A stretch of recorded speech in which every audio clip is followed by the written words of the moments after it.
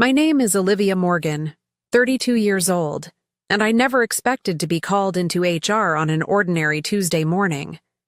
The confusion in my stomach turned to ice when I spotted my sister Emily, my boss Richard, and my best friend Natalie watching from across the hallway with strange expressions. Something was terribly wrong. The security of my secret ownership of the company suddenly felt like both a shield and a burden as the HR director's words shattered my world. "You're terminated effective immediately. If you've ever felt betrayed by the people closest to you, let me know where you're watching from and subscribe to hear how I turned the tables on those who tried to destroy me." Growing up, I was always the responsible one. My sister Emily, 3 years younger, was the golden child, beautiful, charming, and somehow always managing to capture our parents' attention without even trying. When Emily struggled with math, homework, our parents hired a tutor. When I needed help with advanced calculus, I was told to figure it out because I was the smart one. This pattern repeated throughout our childhood. Emily's smallest achievements celebrated with dinners out, while my academic honors and sports trophies earned brief nods of acknowledgement. Don't get me wrong, I loved my sister. Our relationship was complicated, a mix of sisterly affection and unspoken competition. But those early years taught me something invaluable. I could only truly count on myself.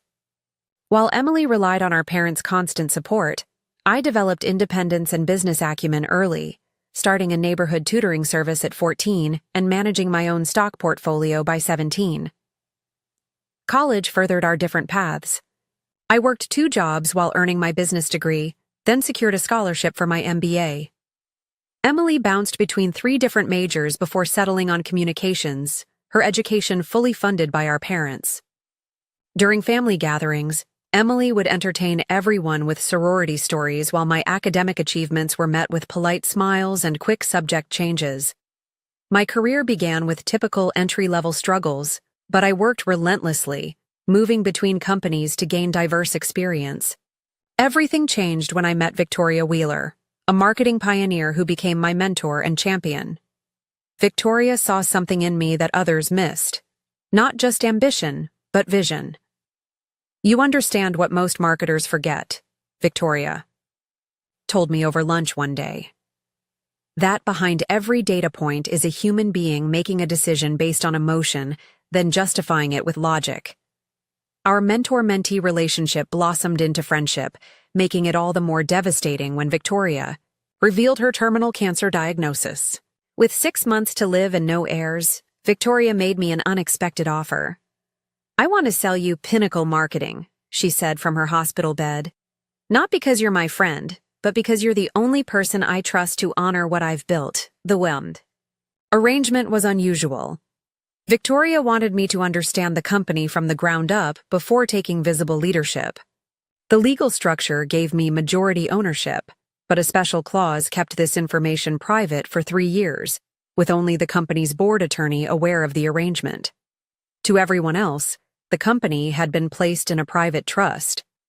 Sometimes, the best leadership comes from listening rather than speaking first, Victoria said. "Work your way up honestly. When the time comes, you'll know what Pinnacle truly needs." After Victoria's passing, I honored her wishes. Despite owning the company, I applied for a marketing executive position at Pinnacle through normal channels.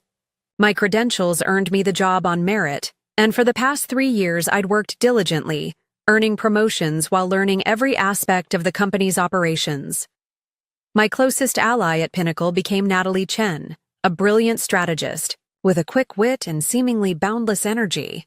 We bonded during late nights completing a crucial pitch for an athletic wear client. Our friendship grew through shared challenges, supporting each other through Natalie's painful divorce, my father's heart attack, career setbacks, and triumphs. Our Thursday wine nights became sacred tradition, a space for unfiltered conversations about everything from workplace politics to dating disasters. "You're the only person in this cutthroat place I fully trust," Natalie confessed during one such evening. The irony of her not knowing I owned the company always made these moments bittersweet, but I'd made a promise to Victoria. My professional relationship with CEO Richard Townsend had begun positively. A former finance executive with a reputation for turning companies around, Richard initially seemed impressed by my work ethic and innovative campaigns. My first 2 years brought exemplary performance reviews and increasing responsibilities. Olivia consistently exceeds expectations, read my second-year evaluation. Her strategic thinking and execution have directly contributed to our 22% revenue increase in the Northeast region. Then Emily graduated with her communications degree but struggled to find meaningful employment. After 6 months of temporary positions and increasingly desperate complaints to our parents, I offered to help. I could put in a word at Pinnacle, I suggested during Sunday dinner at our parents' house. There's an entry-level position in the content team that might be a good fit. My parents beamed with gratitude. Emily hugged me with genuine excitement. You're the best sister ever. I promise I won't let you down. With my recommendation, Emily secured the content coordinator position. I was genuinely happy to help her start her career, proud to see her professional journey begin. The first weeks felt harmonious. Emily seeking my advice, bringing me coffee in the mornings, introducing me to colleagues as my amazing sister who got me this job. I believed we were finally moving past our childhood dynamics into a balanced, adult relationship. Our parents called me repeatedly to express their gratitude, and for once, I felt fully seen by them. Little did I know I had just invited a Trojan horse into my professional sanctuary. Emily's first month revealed the challenges of her inexperience. I noticed errors in her client presentation data and quietly fixed them before anyone else could see. When she missed a content deadline for our healthcare client, I stayed until midnight completing it, telling the account manager there had been a miscommunication about the timeline. You saved me, Emily whispered gratefully when I told her, squeezing my hand. I'm still learning the ropes. I remembered my own steep learning curve and was happy to help. That's what sisters are for, I replied, truly believing we were supporting each other. Despite these professional stumbles, Emily's social integration was flawless. Within weeks, she became the office favorite. She brought homemade banana bread to morning meetings, organized happy hours, and remembered everyone's birthdays. Emily had always possessed natural charisma, drawing people into her orbit with effortless charm. It was a skill I'd admired, if sometimes envied. What caught me off guard was how quickly Natalie and Emily bonded. I had introduced them hoping my sister and best friend would get along, but I didn't expect them to become inseparable. The first warning sign came when Natalie canceled our standing Thursday wine night. Emily invited me to this networking event with the creative team, she explained, sounding genuinely torn. We can reschedule for tomorrow? One cancellation became several. I started noticing inside jokes between them during meetings. Silent. Glances, stifled laughter, references I didn't understand. When I asked about them, I'd get vague responses. Oh, just something that happened at happy hour. Or, you had to be there. Richard's interest in Emily's career progress seemed unusually invested for a CEO dealing with an entry-level employee. He began stopping by her desk for casual chats, offering private mentoring sessions on company strategy, and inviting her to executive lunches I was conspicuously not included in. Richard says my perspective as a newcomer is valuable, Emily explained when I asked about these meetings. He thinks I have a fresh eye for the changing market demographics.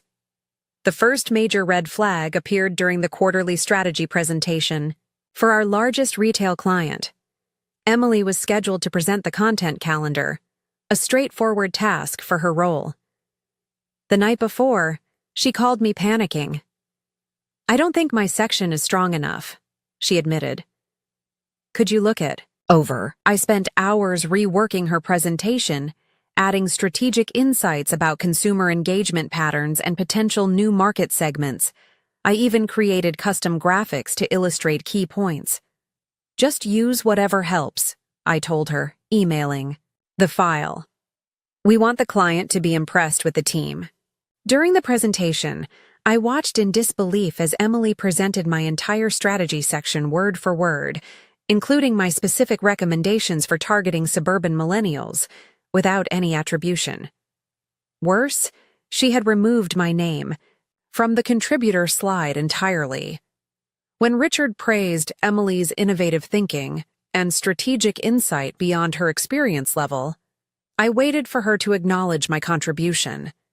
Instead, she smiled and thanked him for his mentorship, adding, "I've been studying market trends in my free time."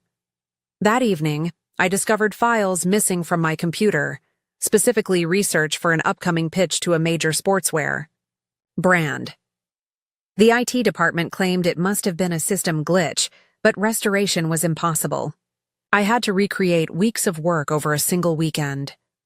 Conversations between Emily, Natalie, and sometimes Richard began stopping abruptly when I approached. Once, bringing coffee to the conference room, I clearly heard my name followed by laughter, before the room fell silent as I entered. "Just discussing weekend plans," Natalie explained unconvincingly, avoiding eye contact. After just 4 months, Emily received a promotion to junior manager, an advancement that typically required at least a year of proven performance. The announcement came via company-wide email highlighting her exceptional contributions and natural leadership abilities.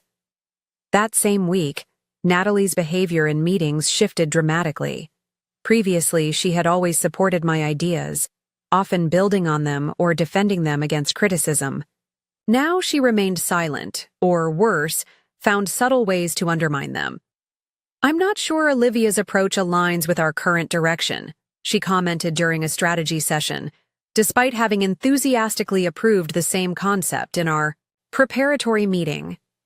I began noticing exclusion from email chains directly relevant to my projects. Decisions were being made without my input, then presented as finalized when they eventually reached me. Richard's criticism of my work increased, focusing on minor issues while overlooking substantial achievements. "Your reporting lacks the innovative touch we're looking for," he commented on a comprehensive analysis that had taken weeks to prepare. The following day, I saw Emily presenting a remarkably similar framework that received his effusive praise.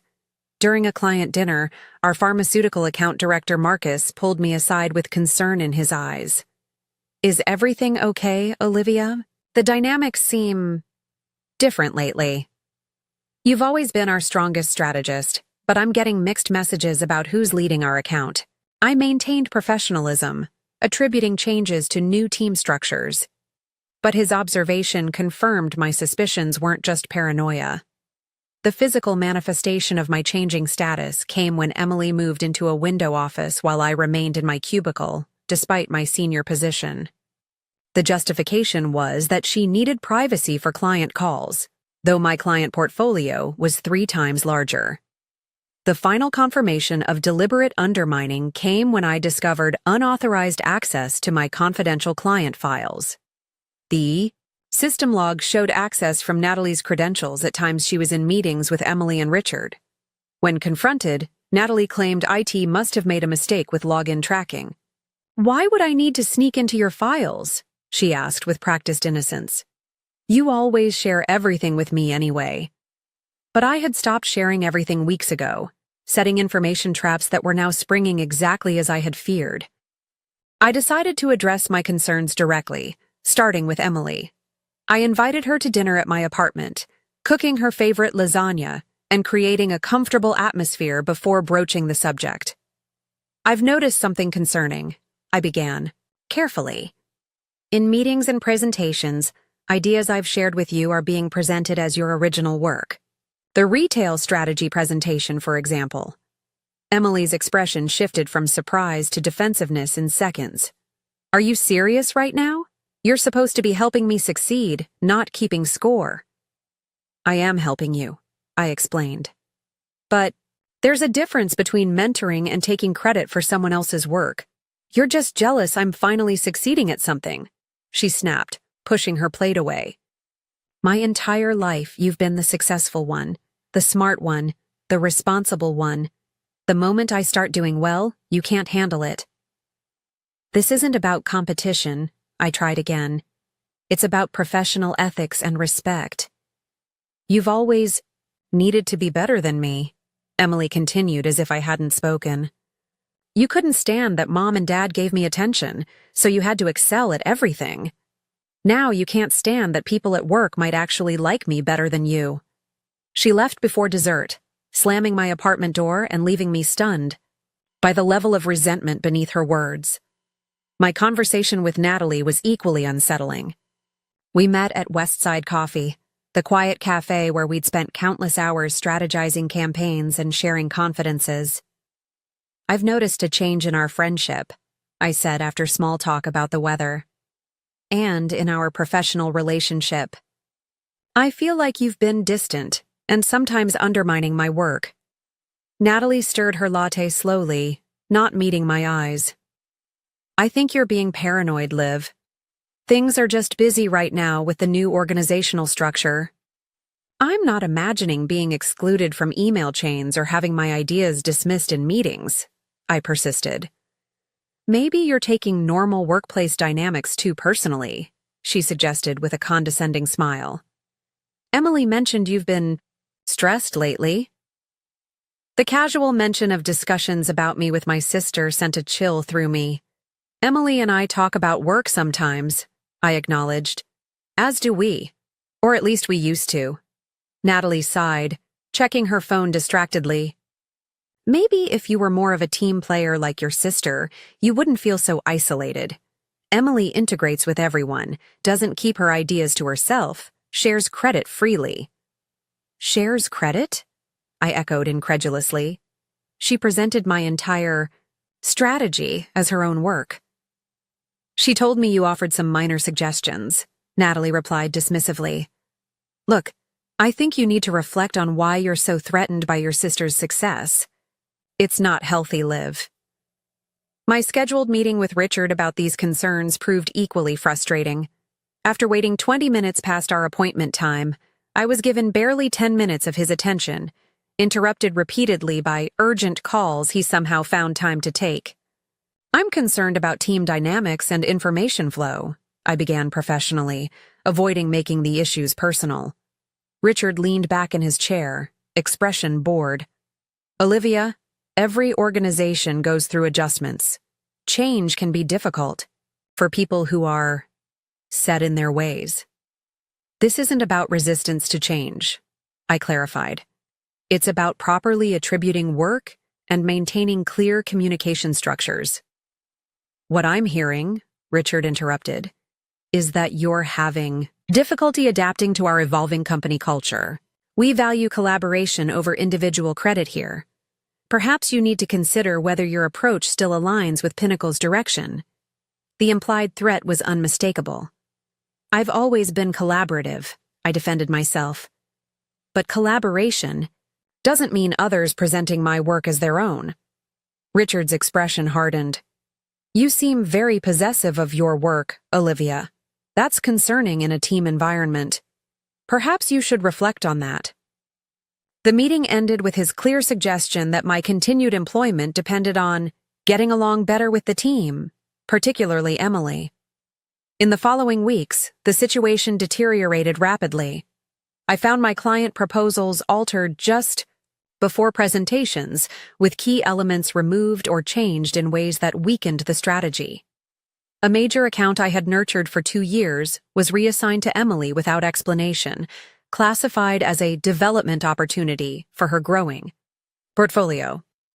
One evening, working late, I overheard voices from the conference room. The door was slightly ajar, and Richard, Emily, and Natalie were inside, unaware of my presence. Olivia is becoming a liability to the department, Richard stated flatly. Her resistance to our new direction is affecting team morale. It's not my fault she can't keep up with the changes, Emily replied, her tone dismissive. I've tried including her, but she's so stuck in her ways. I've talked to her multiple times, Natalie added, but she won't listen. She sees everything as a personal attack. Their casual discussion of my professional demise felt surreal. That night, I began documenting everything meticulously, saving emails, recording meetings, legal in our state. with one-party consent, and keeping a detailed journal of incidents with dates and witnesses. The next morning, I found an anonymous note on my desk. Watch your back. The childish intimidation tactic only strengthened my resolve to understand what was happening. Emily began telling colleagues I was struggling with personal issues, suggesting my increasingly isolated position was due to emotional instability, rather than systematic exclusion. When Marcus asked if everything was okay at home, I realized how effectively the narrative was spreading. The betrayal cut deepest when I discovered Natalie had revealed my confidential health information to coworkers. My occasional anxiety attacks, shared during late-night confidences, became office gossip, with concerned colleagues offering unsolicited advice about stress management. Richard began questioning my expense reports publicly during team meetings, despite them containing the same business dinners and client entertainment that had been approved without comment for years. "We need to be particularly careful with company resources," he announced, looking directly at me. "Some expenditures require additional justification." After one such meeting, Marcus waited until others had left before approaching my desk. "Something strange is happening," he confided. "There are closed-door meetings about restructuring your accounts. I thought you should know." That weekend, accessing my work files remotely, I discovered altered performance metrics in my quarterly review draft, numbers manipulated to show declining results despite our actual success. Client satisfaction ratings had been selectively edited, removing positive comments and highlighting minor concerns out of context. The coordinated effort to undermine me was now undeniable. What I couldn't yet understand was why. Was my sister's resentment so deep that destroying my career would bring her satisfaction? Was Natalie's betrayal simply opportunistic advancement? And what did Richard gain from this elaborate scheme? Needed answers, but more importantly, I needed evidence.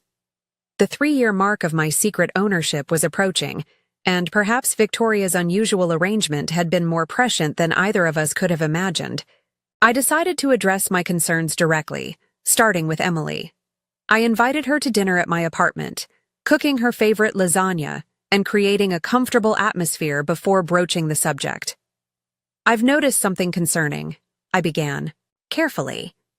"In meetings and presentations, ideas I've shared with you are being presented as your original work. The retail strategy presentation, for example." Emily's expression shifted from surprise to defensiveness in seconds. "Are you serious right now? You're supposed to be helping me succeed, not keeping score." "I am helping you," I explained. "But there's a difference between mentoring and taking credit for someone else's work. You're just jealous I'm finally succeeding at something," she snapped, pushing her plate away. "My entire life you've been the successful one, the smart one, the responsible one. The moment I start doing well, you can't handle it." "This isn't about competition," I tried again. "It's about professional ethics and respect. You've always needed to be better than me," Emily continued as if I hadn't spoken. "You couldn't stand that Mom and Dad gave me attention, so you had to excel at everything. Now you can't stand that people at work might actually like me better than you." She left before dessert, slamming my apartment door and leaving me stunned by the level of resentment beneath her words. My conversation with Natalie was equally unsettling. We met at Westside Coffee, the quiet cafe where we'd spent countless hours strategizing campaigns and sharing confidences. "I've noticed a change in our friendship," I said after small talk about the weather. "And in our professional relationship.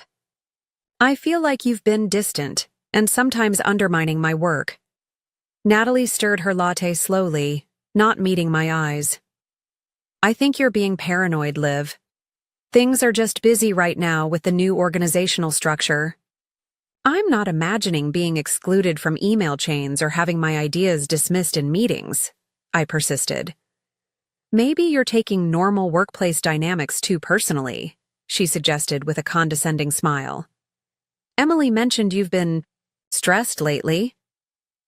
The casual mention of discussions about me with my sister sent a chill through me. "Emily and I talk about work sometimes," I acknowledged. "As do we. Or at least we used to." Natalie sighed, checking her phone distractedly. Maybe if you were more of a team player like your sister, you wouldn't feel so isolated. Emily integrates with everyone, doesn't keep her ideas to herself, shares credit freely. Shares credit? I echoed incredulously. She presented my entire strategy as her own work. She told me you offered some minor suggestions, Natalie replied dismissively. Look, I think you need to reflect on why you're so threatened by your sister's success. It's not healthy, Liv. My scheduled meeting with Richard about these concerns proved equally frustrating. After waiting 20 minutes past our appointment time, I was given barely 10 minutes of his attention, interrupted repeatedly by urgent calls he somehow found time to take. I'm concerned about team dynamics and information flow, I began professionally, avoiding making the issues personal. Richard leaned back in his chair, expression bored. Olivia, every organization goes through adjustments. Change can be difficult for people who are set in their ways. This isn't about resistance to change, I clarified. It's about properly attributing work and maintaining clear communication structures. What I'm hearing, Richard interrupted, is that you're having difficulty adapting to our evolving company culture. We value collaboration over individual credit here. Perhaps you need to consider whether your approach still aligns with Pinnacle's direction. The implied threat was unmistakable. I've always been collaborative, I defended myself. But collaboration doesn't mean others presenting my work as their own. Richard's expression hardened. You seem very possessive of your work, Olivia. That's concerning in a team environment. Perhaps you should reflect on that.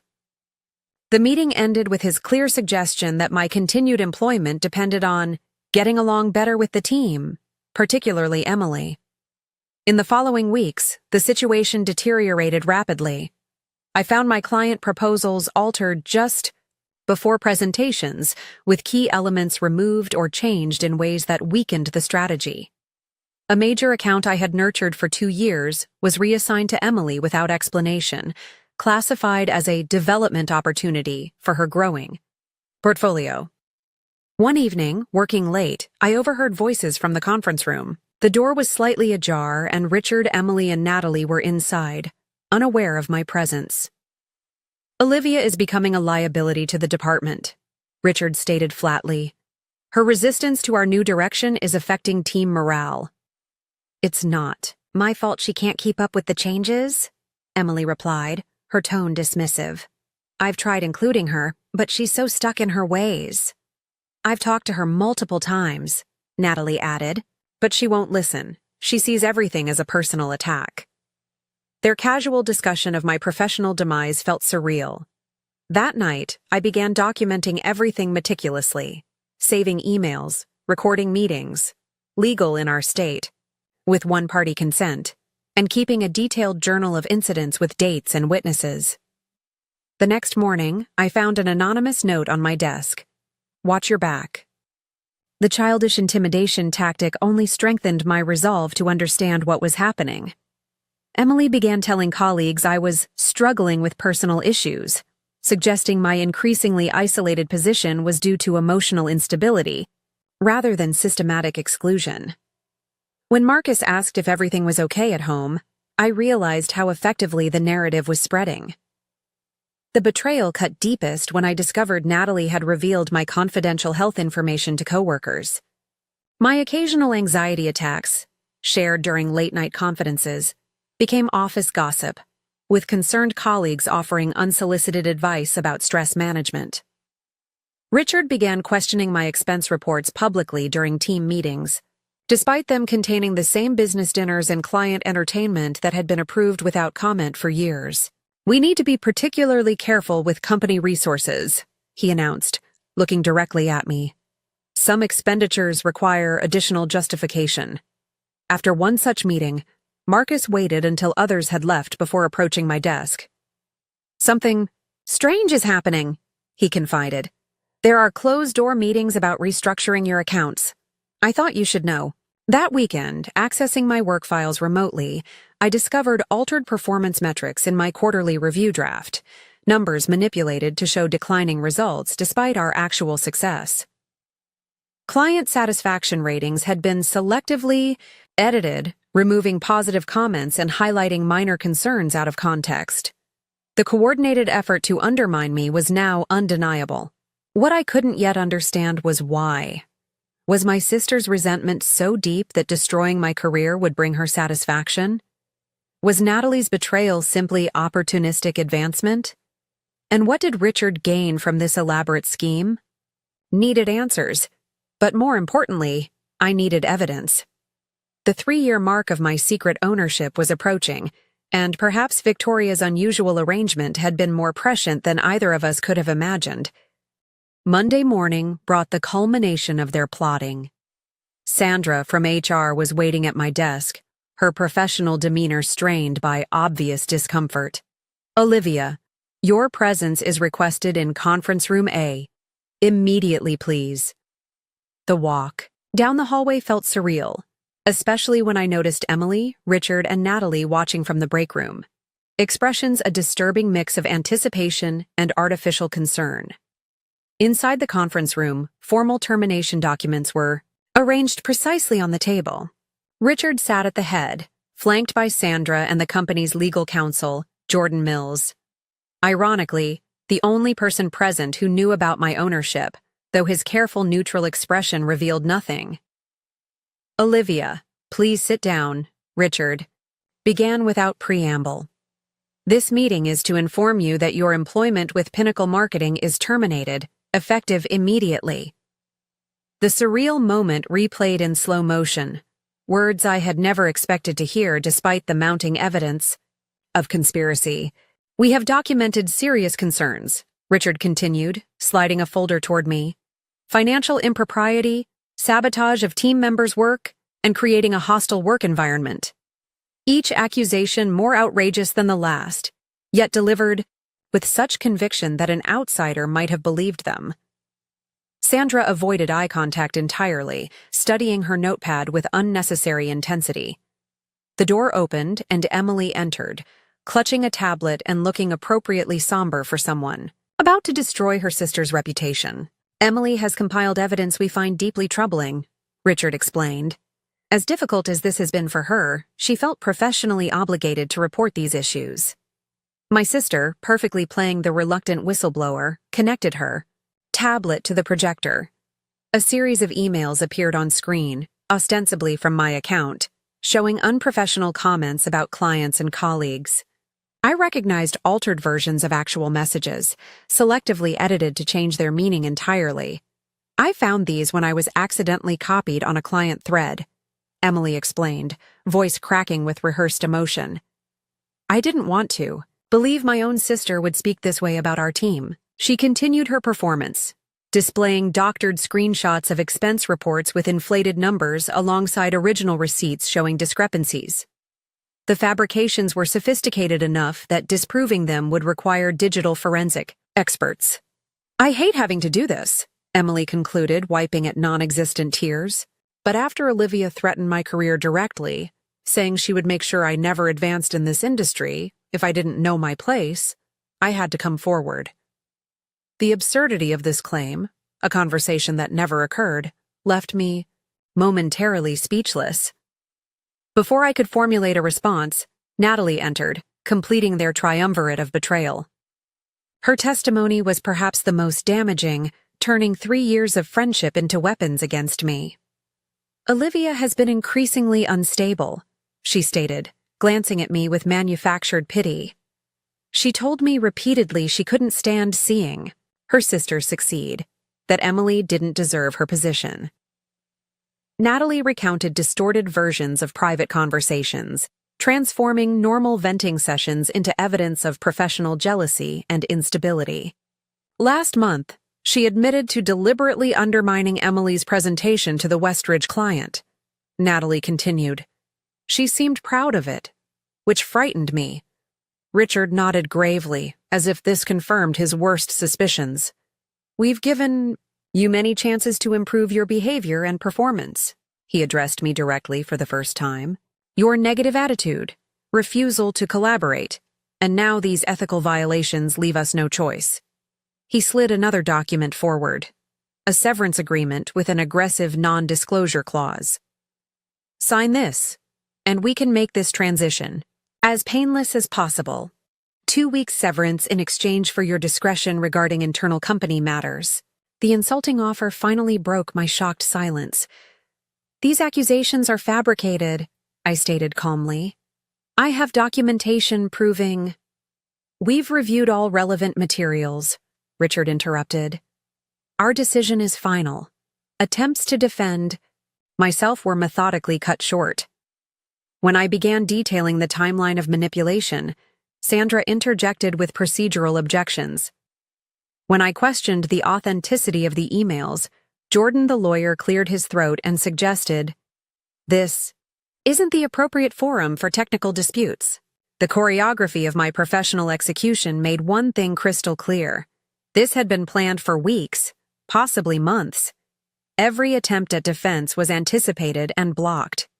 Security waited outside, a final humiliation as I was escorted through the office I secretly owned. Colleagues watched with expressions ranging from confusion to poorly concealed satisfaction. Emily cleared her throat and looked away as I passed. Natalie studied her shoes with sudden fascination. A cardboard box containing my personal items had already been packed, pictures removed from frames, my award plaques missing, client gifts nowhere to be seen. The message was clear. My existence was being systematically erased from Pinnacle. At the elevator, the architects of my downfall couldn't resist final declarations.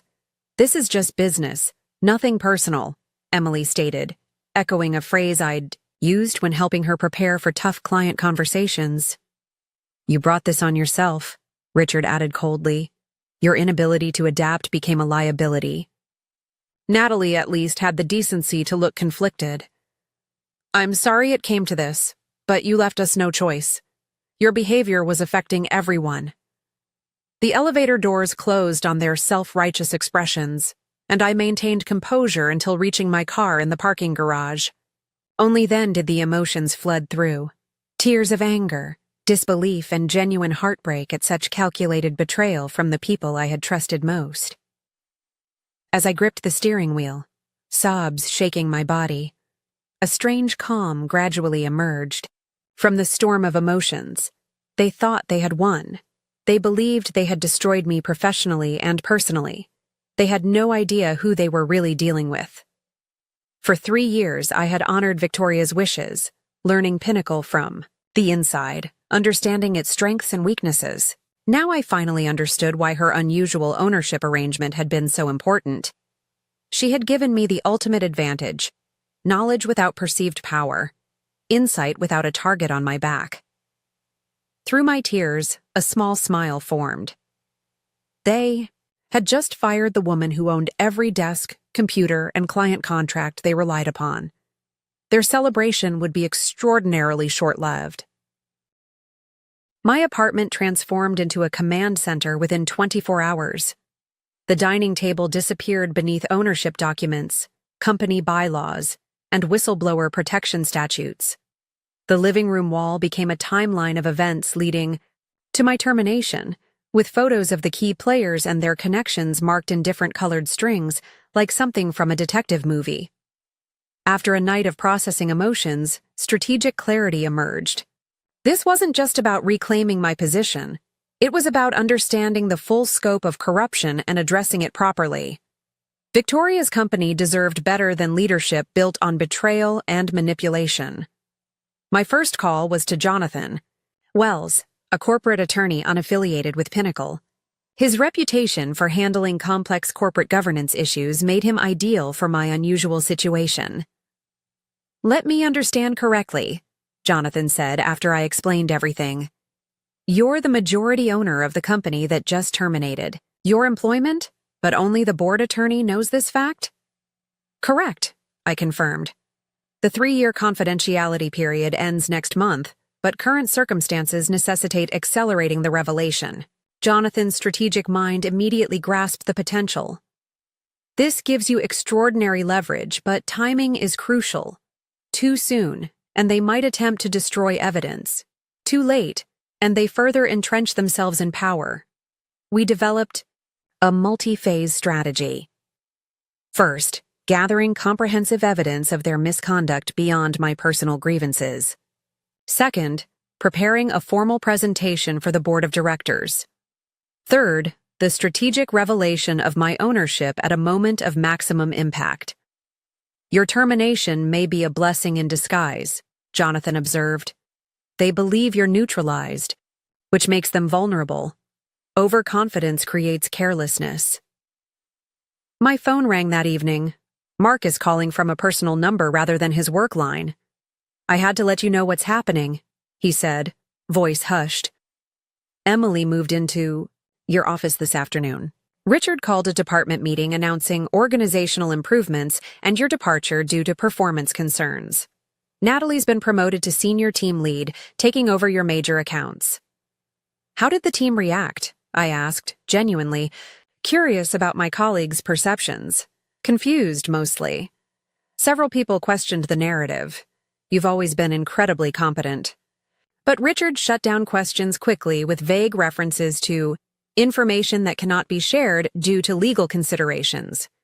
Marcus continued providing invaluable insider updates in the days that followed. Meanwhile, I discovered I still had remote access to certain system areas, an oversight in their hasty termination process. This revealed a deeper conspiracy than I'd imagined. A draft organizational chart showed Emily slated for promotion to director within 3 months, then vice president by year-end, an absurdly accelerated timeline for someone with her limited experience. Richard's annual compensation document included a substantial bonus tied to department efficiency improvements, corporate language for staff reductions. Natalie's email communications revealed she'd been systematically undermining me for months, reporting out-of-context information to Richard and suggesting my projects be reassigned. More disturbing were the financial improprieties I uncovered. Client overbilling had become standard practice, with services charged but never delivered. Expense report manipulation extended beyond fabrications about my reports. Richard regularly classified personal trips as business travel. Several contracts contained language disadvantageous to clients that differed from versions they had signed, potential fraud that could destroy Pinnacle's reputation if exposed. The betrayals extended beyond professional boundaries. In Natalie's email draft folder, I found messages to my ex-boyfriend James, with whom she had apparently been involved for months while counseling me through the breakup. Emily's communications with colleagues contained disparaging comments about my work ethic, personality, and even appearance. Richard's emails included sexist remarks about female executives that would horrify the company's public relations team. With each discovery, I meticulously documented evidence, creating backup, copies stored securely with Jonathan. The picture emerging was clear. A culture of deception had taken root, with my termination merely the most visible symptom. Jonathan advised contacting board members individually rather than as a group. The element of surprise works in your favor, he explained. Individual conversations prevent them from forming a united front before hearing you out. Over the following week, I scheduled private meetings with each board member, citing serious concerns about recent management decisions, without revealing my ownership status. Their curiosity secured the meetings.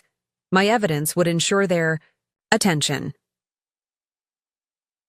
The night before the emergency board meeting Jonathan had helped arrange, I prepared with the intensity of an attorney before a major trial. My presentation was meticulously organized, evidence irrefutable, and delivery rehearsed to maintain professional composure despite the personal betrayal. Standing before my bathroom mirror in rehearsal, I practiced the pivotal revelation. Before we continue, there's something important you should know. I am not just a former employee of Pinnacle Marketing. I am its majority owner. For a moment, doubt crept in. Was I pursuing justice or revenge? Would Victoria approve of my approach? A deep breath centered me. This wasn't about personal vindication, but about honoring Victoria's legacy and the company she had built with integrity. The people who had conspired to remove me had demonstrated they didn't share those values. I laid out my power suit for the morning, not the one they'd seen me wear around the office, but a custom-tailored navy ensemble I'd purchased after becoming owner, but never worn. Tomorrow, I would reclaim not just my company, but my power. Sleep came surprisingly easily that night. Perhaps because for the first time since my termination, I wasn't the victim of their story anymore. I was the author of what happened next. Morning sunlight streamed through my bedroom curtains as I completed my confidence-building ritual, a practice Victoria had taught me years ago. Standing tall, shoulders back, I spoke affirmations that now carried literal truth. I am capable. I am powerful. I am the rightful leader of Pinnacle Marketing. The drive to headquarters felt surreal, simultaneously familiar and transformed by my new perspective. No longer approaching as an employee, but as the owner returning to claim what was mine.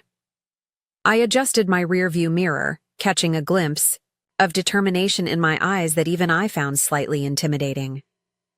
My phone buzzed with a text from Marcus. Board assembled in main conference room. Richard, Emily, and Natalie all here looking smug. Little do they know. The security guard at reception did a double take as I approached. Ms. Morgan? I thought. Weren't you? I have an appointment with the board, I stated calmly, signing the visitor log with deliberate care. Walking through the open office floor created an immediate ripple effect. Conversations halted mid-sentence. Heads turned. Whispers followed in my wake. I nodded professionally to former colleagues whose expressions ranged from shock to confusion to subtle signs of support. The boardroom door was closed, but through the glass wall I could see the meeting in progress. Richard standing at the head of the table, gesturing emphatically about something on the projection screen. Board members in varying states of attention. Emily and Natalie seated against the wall, not at the table, but clearly included in this executive discussion. Without knocking, I opened the door and entered with measured confidence. Excuse me, this is a private, Richard began automatically, then froze when he recognized me. His face cycled rapidly through surprise, confusion, and settling on irritation. Olivia, this is completely inappropriate. Security will escort you out. The board members looked between us with polite confusion. Emily's face drained of color. Natalie actually spilled coffee down her blouse in shock. Good morning, everyone, I greeted the room calmly. I apologize for the unconventional entrance, but today's agenda requires my presence. You have no authority to be here, Richard stated flatly, reaching for the conference room phone. This is trespassing. Board Chairwoman Janet Williams raised her hand slightly. Before we call security, perhaps Ms. Morgan could explain why she feels this intrusion is necessary. This was the moment I had rehearsed. With perfect composure, I placed my portfolio on the table and made direct eye contact with each board member. Before we begin, I should introduce myself properly. I'm Olivia Morgan, majority owner of Pinnacle Marketing. The silence that followed was absolute. Richard's hand froze mid-reach for the phone. Emily made a small, involuntary sound of disbelief. That's impossible, Richard finally sputtered. The company was placed in a trust after Victoria Wheeler's death. I nodded to Jordan Mills, the board attorney, who cleared his throat awkwardly. Actually, Richard, Ms. Morgan is correct. The legal structure established by Ms. Wheeler did indeed transfer majority ownership to Olivia Morgan, with a 3-year confidentiality clause that I was legally bound to honor. I distributed copies of the ownership documentation to each board member. As you can see, everything is in order. Victoria wanted me to learn the company from within before assuming visible leadership. Recent events have made it necessary to accelerate the timeline for revealing this arrangement. The board members examined the documents while Richard, Emily, and Natalie exchanged panicked glances. Their entire house of cards was collapsing in real time. This is certainly unexpected, Janet stated carefully. But it appears legitimate. Perhaps we should adjust our agenda to address this development. I appreciate that, I replied, connecting my laptop to the projector. And I believe the board should be aware of several concerning practices that have developed under current management. Over the next hour, I presented methodically documented evidence of each impropriety, the financial mismanagement, client contract alterations, fabricated evidence against me, and systematic undermining of proper business practices. The board's expressions grew increasingly grave with each revelation. These emails clearly show coordination to remove me based on fabricated performance issues, I explained, displaying the communications between Richard, Emily, and Natalie.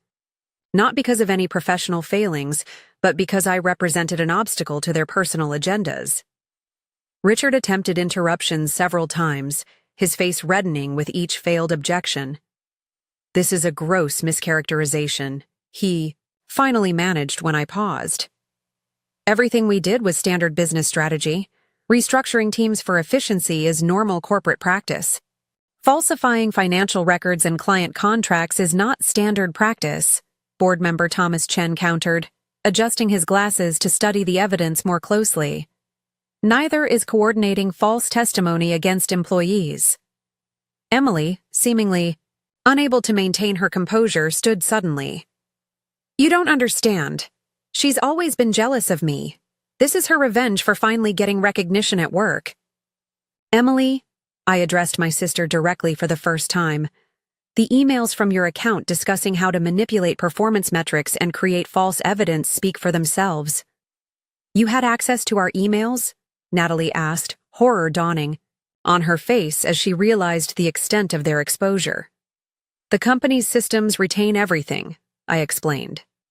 Nothing is ever truly deleted. The individual confrontations that followed were both painful and necessary.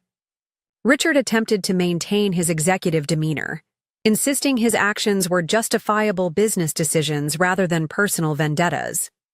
This was just business strategy, he claimed, straightening his tie defensively. Improving departmental efficiency sometimes requires difficult personnel changes. Emily abandoned pretense entirely, tears streaming down her face, genuine ones this time. You always had everything, she cried. The brains, the success, the recognition. The one time I found something for myself, you couldn't let me have it. I helped you get hired, I reminded her quietly. I supported your career. You chose to advance by sabotaging mine. Natalie's breakdown was perhaps the most revealing. After initial denials, she eventually admitted, I was just trying to advance my career. Richard and Emily were gaining influence, and you were being pushed out. I made a strategic decision. You made a decision to betray 3 years of friendship, I corrected her. That's not strategy. That's character. The board members exchanged concerned glances throughout these confrontations. Janet finally called for order. These allegations are extremely serious, she stated. We need to discuss appropriate actions immediately. I have questions about the secretive ownership arrangement, Thomas added. While legally sound, it creates governance concerns. I explained Victoria's vision, her belief that understanding a company from different perspectives was essential to effective leadership. She wanted me to experience Pinnacle without the deference or isolation that often comes with visible ownership. To see the company's true operations, not just what people wanted me to see. Given what we've discovered today, her foresight was remarkable, Janet observed. Jordan Mills reviewed the legal implications while I outlined my plans for restructuring Pinnacle's leadership and recommitting to ethical business practices. The detailed transition plan impressed the board, demonstrating I had focused on the company's future rather than merely personal vindication. After brief deliberation, the board voted unanimously to confirm my executive authority and authorize an independent investigation into the financial improprieties. Janet then nodded to security personnel waiting discreetly by the door. Mr. Townsend, Ms. Morgan, Emily that is, and Ms. Chen will be escorted from the premises immediately, she announced. Their access to company systems has already been revoked. The symmetry of their departure, escorted through the same hallways where I had experienced that humiliation days earlier, was not lost on anyone. Emily made desperate appeals as she was led away, alternating between apologies and accusations. Richard maintained rigid silence, his career imploding. With each step, Natalie wept openly, repeatedly saying, "I'm sorry," as the elevator doors closed. The emergency staff meeting that afternoon revealed the truth to the entire company.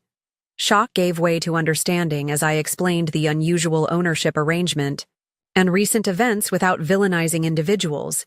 Their actions spoke for themselves. Pinnacle Marketing was built on principles of integrity and innovation, I concluded. Today marks our recommitment to those values.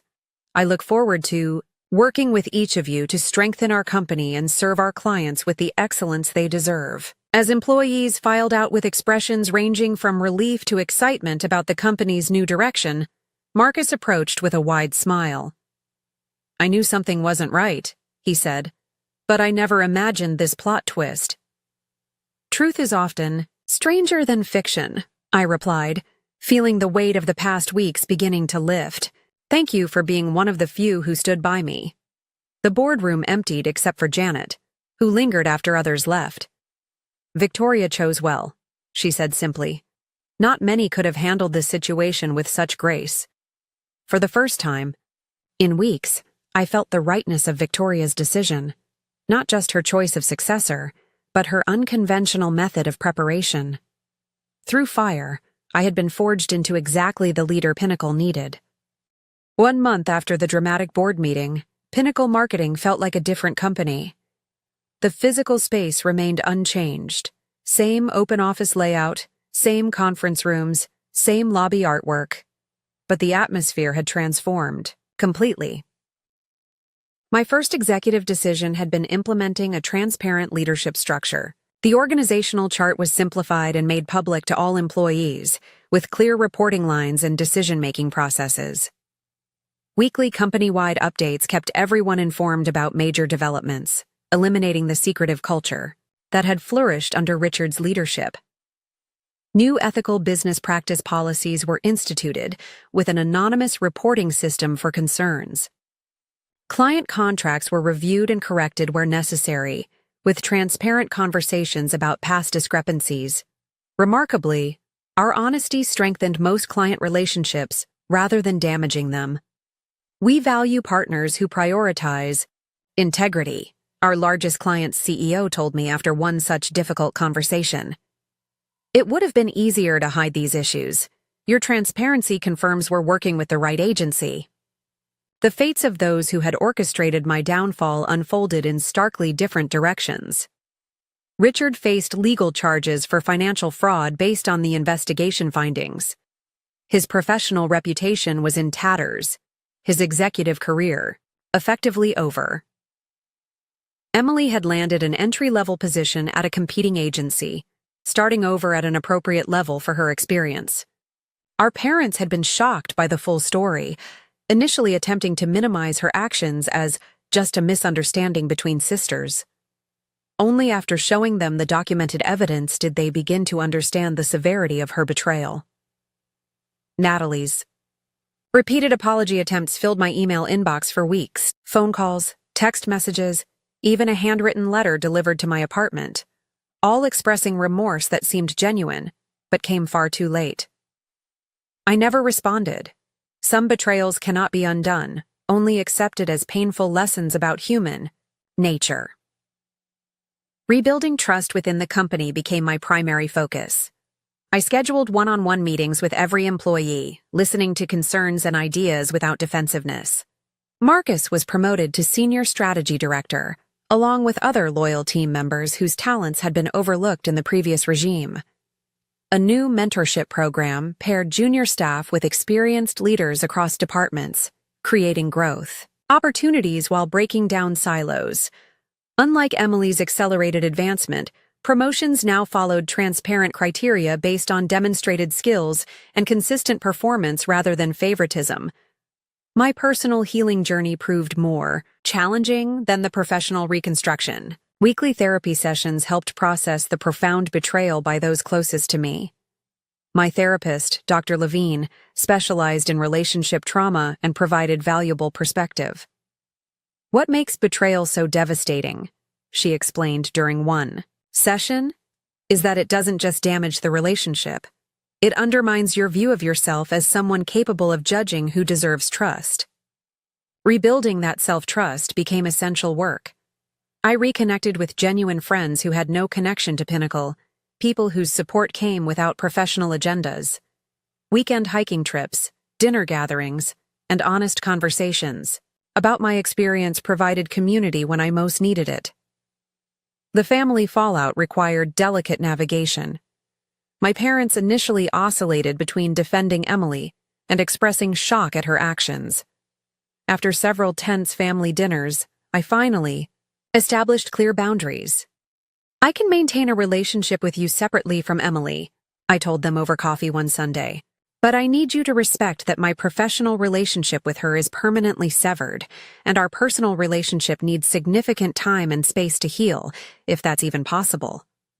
Their protest that family should always forgive revealed how deeply they misunderstood the situation. "Forgiveness might be possible someday," I explained, "but trust is earned through actions, not family obligation. Emily made calculated choices repeatedly over months. That requires more than a simple apology to address." Establishing these boundaries proved liberating. For the first time in my life, I defined my relationships on my terms, rather than meeting others' expectations. Pinnacle's business transformation exceeded even my optimistic projections. Client relationships strengthened through honest communication and renewed commitment to quality. The new ethical marketing initiative, focusing on transparent data practices and authentic storytelling, attracted socially conscious clients previously hesitant to work with agencies.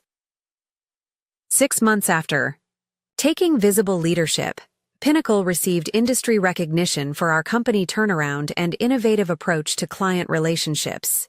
Standing on stage accepting the award, I silently thanked Victoria for her foresight and faith in my potential. My personal growth paralleled the company's evolution. I learned to trust selectively but openly, verifying important information while not succumbing to paranoia about everyone's motives. Leading authentically meant acknowledging both strengths and vulnerabilities, creating a culture where others could do the same. The chance meeting with Natalie happened 8 months after the firing, at a coffee shop across town from Pinnacle's offices. The initial shock of seeing her gave way to a strange calmness as she approached my table hesitantly. "Olivia, I don't expect forgiveness," she began. "But I want you to know I understand now what I destroyed. Not just a friendship, but my own integrity." "Why did you do it?" I asked, the question that had haunted me despite all the evidence I'd uncovered. "At first, it was just small compromises," she admitted. "Supporting Emily occasionally seemed harmless. Then Richard started including me in executive discussions if I provided information about your projects. The power was intoxicating." She looked down at her hands. By the time I realized the line I had crossed, it felt impossible to turn back. I nodded, neither accepting her justification nor rejecting her humanity. "Actions have consequences, Natalie. That's something we all have to live with. We didn't become friends again. That bridge had burned completely. But the conversation provided closure I hadn't realized I needed. Walking away, I felt neither the burning anger nor the crushing hurt that had once consumed me, just acceptance and a readiness to focus on the future. The entire experience had taught me lessons no business school could provide. I learned that self-worth must come from within, never dependent on others' validation. I discovered the power of patience and strategic thinking when emotions demanded immediate reaction. Most importantly, I recognized that authentic relationships, personal and professional, require consistent alignment between words and actions. Sometimes the people who hurt you most give you the greatest gift, the strength to rebuild yourself. Stronger than before, the betrayal that could have destroyed my career instead transformed me into a more insightful leader and a more authentic person. By trying to tear me down, they had inadvertently revealed my true resilience. As Pinnacle continued to thrive under my leadership, I often reflected on Victoria's unusual arrangement. She hadn't just given me a company. She had created conditions that forced me to earn it, to understand it deeply, and to fight for it when necessary. That was a legacy worth honoring with every decision I made moving forward. Have you ever experienced betrayal from someone you trusted completely? How did you rebuild afterward? Share your story in the comments below. If this resonated with you, please like, subscribe, and share to help others find strength in similar situations. Remember, sometimes our greatest challenges reveal our true power. Thank you for listening to my journey, and may you find the courage to stand tall in your own. I'm Olivia Mitchell, 34, and I've built my dream home and thriving interior design business without my family's support. After 9 years of silence since they disowned me, my phone rang last Tuesday. My mother's voice, eerily pleasant, caught me off guard. "Olivia, darling, how are you? We need to discuss your brother Ryan's wedding." My stomach dropped instantly. I never expected what came next. Before I dive into this wild story, let me know where you're watching from in the comments. Hit that like button and subscribe if you've ever had family suddenly reappear when they needed something from you. Growing up as the eldest child in the Mitchell family was a masterclass in invisible labor and unappreciated effort. From my earliest memories, I was the responsible one, the planner, the helper. My brother Ryan, 3 years younger, existed in an entirely different universe within the same household. Our family home in suburban Massachusetts looked picture-perfect from the outside. Dad worked as a financial advisor for wealthy clients.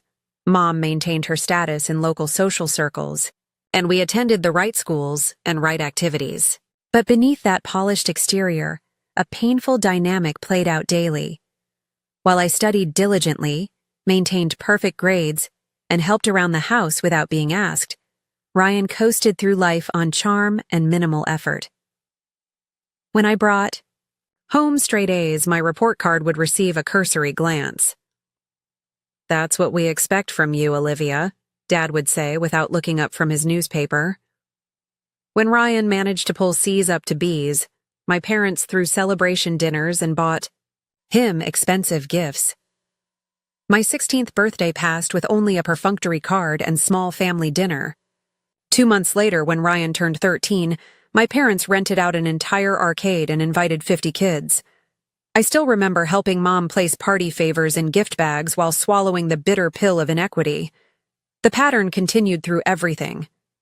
When I won first place in the state art competition with a furniture design project in 11th grade, my mother merely noted it would look good on college applications before changing the subject to Ryan's upcoming baseball game.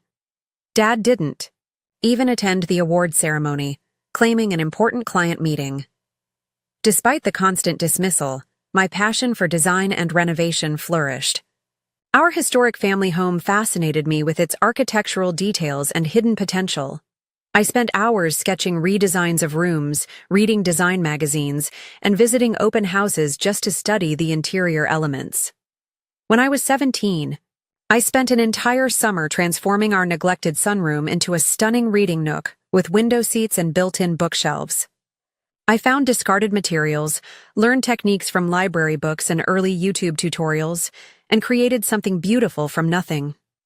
Mom used it constantly for her book club gatherings, proudly showing it off without ever mentioning I'd built it. Dad merely grumbled about the paint smell lingering. College applications arrived, and I received scholarships to several excellent design programs. My parents pushed me toward business school instead. "Interior design is a hobby, not a career," Dad insisted. "You need something practical." I compromised by double majoring in business and design at a state university that offered both, primarily to reduce costs. Those college years revealed even more starkly the different standards applied to Ryan and me. I worked 3 part-time jobs to cover expenses beyond my partial scholarship. Meanwhile, Ryan attended an expensive private university with everything paid for. despite his mediocre grades and tendency to switch majors whenever coursework became challenging. During sophomore year, I met James, a brilliant architecture student who shared my passion for restoration and design. We dated for nearly 2 years, becoming truly serious.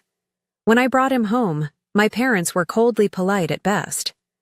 Later, Mom pulled me aside to mention he lacked ambition because his family owned a small construction business rather than having professional careers. The irony that his background perfectly complemented my design interests was completely lost on her. Through these experiences, I learned self-reliance and began building my own support network outside my biological family. My roommate Zoe became the sister I wished I'd had, celebrating my wins and helping me through disappointments. I formed close friendships with other design students who recognized my talent when my family couldn't be bothered. By senior year, I had created an impressive portfolio, working on small renovation projects, helping professors with design competitions, and interning at a respected local firm. I graduated with honors, with job offers from 3 different companies. Ryan, meanwhile, was on his 5th major, with my parents still cheerfully funding his journey of self-discovery. I accepted a position with a boutique design firm in Boston, moved into a tiny apartment with Zoe, and began establishing my professional reputation. Every holiday and family gathering remained an exercise in invisibility. Conversations centered around Ryan's latest interests, my father's business connections, and my mother's social calendar. My growing success in a field they had dismissed went largely unacknowledged. For years, I maintained the relationship out of obligation, showing up for holidays, sending appropriate gifts, making the expected phone calls. I kept hoping that professional success might finally earn their respect, that proven results would matter more than their preconceptions. I was wrong in ways I couldn't have imagined. After 3 years working at the Boston design firm, I had built an impressive client list and gained valuable experience with both residential and commercial projects. My name appeared in regional design magazines, and I'd established connections throughout the industry. More importantly, I'd saved nearly every penny possible, living frugally while watching my bank account grow toward a specific goal. At 25, I made the decision to launch my own interior design business. The timing felt right. I had the experience, the connections, and enough savings to survive the lean startup months. My business plan was meticulous, reflecting both my design training and business education. I'd already secured verbal commitments from 3 clients willing to follow me from the firm. Excited about this new chapter, I scheduled dinner with my parents to share my plans. Looking back, I recognized the naive hope driving that decision. Some stubborn part of me still believed they would eventually see my worth if only I achieved enough. We met at their favorite restaurant, an overpriced steakhouse where the manager greeted my father by name. Ryan joined us, currently between jobs after graduating with a communications degree he showed little interest in using.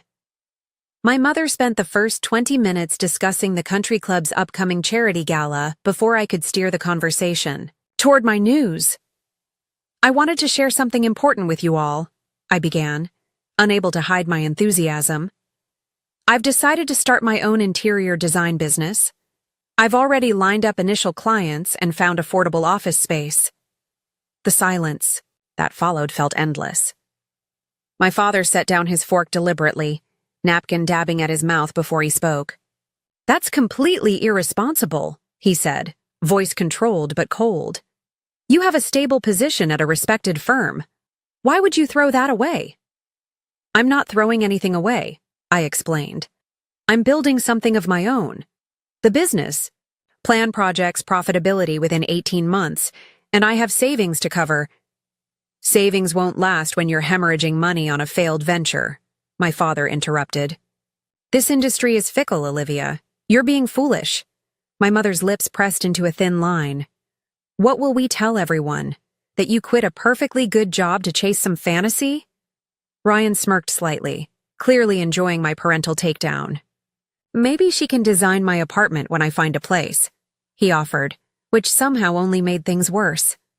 Actually, my father said, leaning forward, I've been meaning to discuss something with you, Olivia. Charles Whitman, my golf partner, mentioned his company is looking for someone to manage their commercial properties. It would mean a significant salary increase for you, plus real career advancement opportunities. I recognized the name immediately. Charles Whitman's company specialized in developing cookie-cutter strip malls and office parks, prioritizing cost-cutting over design or sustainability, the exact opposite of everything I valued professionally. Thank you, but I'm not interested, I said firmly. I've worked too hard developing my design skills to abandon them for property management. My father's face darkened. This isn't some suggestion, Olivia. I've already spoken to Charles about you. He's expecting your call tomorrow. The implications stunned me. You told someone I'd take a job without even consulting me first? I'm looking out for your future, he snapped. It's time you grew up and accepted some guidance from people who know better. Something shifted inside me at that moment. Years of diminishment, dismissal, and conditional approval crystallized into sudden clarity. I was 25 years old, professionally accomplished, financially responsible, and still being treated like an incapable child. No, I said quietly. I won't be calling Mr. Whitman. I'm starting my own business as I planned. If you pursue this ridiculous design business, my father said, voice dangerously controlled, you can forget about any support from this family, financial or otherwise. Robert, my mother murmured, glancing around at nearby tables. I mean, he continued. I won't stand by watching you throw away security for some creative whim. Either you take the position with Charles, or you're on your own completely. I looked at my brother, who studied his whiskey with sudden fascination. No help there, as always. I guess I'm on my own then, I said, surprised by the steadiness in my voice. Don't be dramatic, my mother hissed. I'm not being dramatic. I'm making a business decision, I replied, deliberately using language my father respected. I've evaluated the options and determined that starting my own firm offers the best return on investment for my skills and interests. My father's face flushed deep red. Get out, he said quietly. If you're so determined to ruin your life against my explicit advice, you can do it without any connection to this family. Dad, Ryan finally interjected, maybe that's a bit. Stay out of this, my father snapped at him. Then back to me. I want your keys to the house. Don't contact us. Don't use our name as a reference. You wanted independence? Congratulations. You have it completely. I placed my house keys on the table, hands trembling slightly but resolve firm. Goodbye then, I said, standing up. Neither my mother nor Ryan made any move to stop what was happening. That night, I cried in Zoe's apartment, the full weight of familial rejection crashing down. But by morning, determination had replaced despair. If this was the price of self-determination, I would pay it and prove them wrong in the process. The following months tested my resolve daily. Launching a business from scratch while processing family trauma created challenges I hadn't fully anticipated. 2 of the 3 clients who'd promised to follow me backed out after mysterious phone calls. I strongly suspected my father's interference but couldn't prove it. I took on small projects that barely covered expenses. I worked 18-hour days, handling everything from design to bookkeeping to marketing. I slept on a futon in my tiny office space for 3 months to save on rent. But slowly, tenaciously, I built something meaningful. A local restaurant renovation caught the attention of a prominent food blogger, bringing additional commercial clients. A well-connected elderly client loved my residential redesign of her condo and referred me to her equally wealthy friends. Through it all, the silence from my family remained absolute. No calls on my birthday, no contact at Christmas. Ryan never reached out, clearly choosing parental approval over sibling loyalty. I sent 1 card that first Christmas, received no response, and never tried again. The severing was painful but ultimately clarifying. For the first time, I could focus entirely on my own vision without the weight of their disappointment as constant background noise. I built my business, client by client, project by project, with no safety net and no validation, except the growing success reflected in my work. The years following the disowning transformed me in ways beyond just professional success. Without the constant undertow of family disapproval, I discovered versions of myself previously hidden. My personality expanded. Friends commented on my increased confidence, my readiness to laugh, my willingness to take creative risks. My business, Mitchell Design and Restoration, established a solid reputation by year 3. I specialized in honoring architectural history while creating functionally modern spaces. Magazine features followed, first in regional publications, then in national ones. My client waitlist grew to 6 months, then a year. By year 5, I had 7 employees and had moved from my tiny initial office to a beautiful converted warehouse space that showcased my design philosophy. Financial success followed the creative recognition, allowing me to finally consider the personal dream I'd deferred while building my business. At 30, I began searching for a property that could become both my home and a testament to my design vision. After months of searching, I found it. A neglected 1780s colonial on 3 acres in a historic Connecticut town. The house had good bones but required extensive renovation after years of neglect. Most buyers were intimidated by the scope of work needed. I saw only possibility. The purchase depleted much of my savings, but I had absolute confidence in my ability to transform the property. I created a 3-year renovation plan, breaking the massive project into manageable phases while I continued running my business. Those renovation years tested every skill and resource I possessed. I lived in 2 habitable rooms while working on the others. I learned new techniques, collaborated with skilled artisans, and solved structural problems that had hidden beneath cosmetic issues for decades. Weekends disappeared into sanding floors, restoring original woodwork, and researching historically appropriate materials. I installed a modern kitchen that respected the home's character while providing functionality. I converted the attached barn into a stunning home office with soaring ceilings and exposed beams. The grounds received equal attention.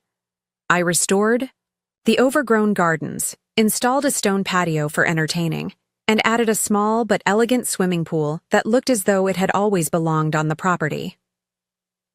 Throughout this transformation, I documented the process, sharing it through my business's social media accounts and website. The before and after photos generated substantial attention, bringing new clients who wanted similar magic worked on their historic properties. When Architectural Digest featured my completed home in a 10-page spread titled Personal Renaissance, the validation felt especially sweet. The magazine lay open on my coffee table for months, tangible proof of what I'd accomplished without my family's support or approval. During these years of creation and growth, my social world evolved alongside my professional one. Zoe remained, my closest friend, eventually moving to a neighboring town with her husband and children. I formed deep connections with fellow entrepreneurs who understood the unique pressures of building something from nothing. Kelly, a landscape architect who helped with my garden restoration, became a regular dinner companion and confidant. Marcos and David, a couple who owned the town's best restaurant, included me in their famous Sunday brunches. My contractors, initially just professional connections, became friends who invited me to family barbecues and holiday gatherings. Together, these people formed my chosen family. They celebrated my successes without qualification and supported me through inevitable setbacks. They remembered my birthday, included me in their holiday traditions, and never made me feel like an obligation. Romantic relationships proved more challenging. 2 promising connections ended when men I was dating revealed their discomfort with my financial success or workaholic tendencies. Another relationship lasted nearly a year before my trust issues created an insurmountable barrier.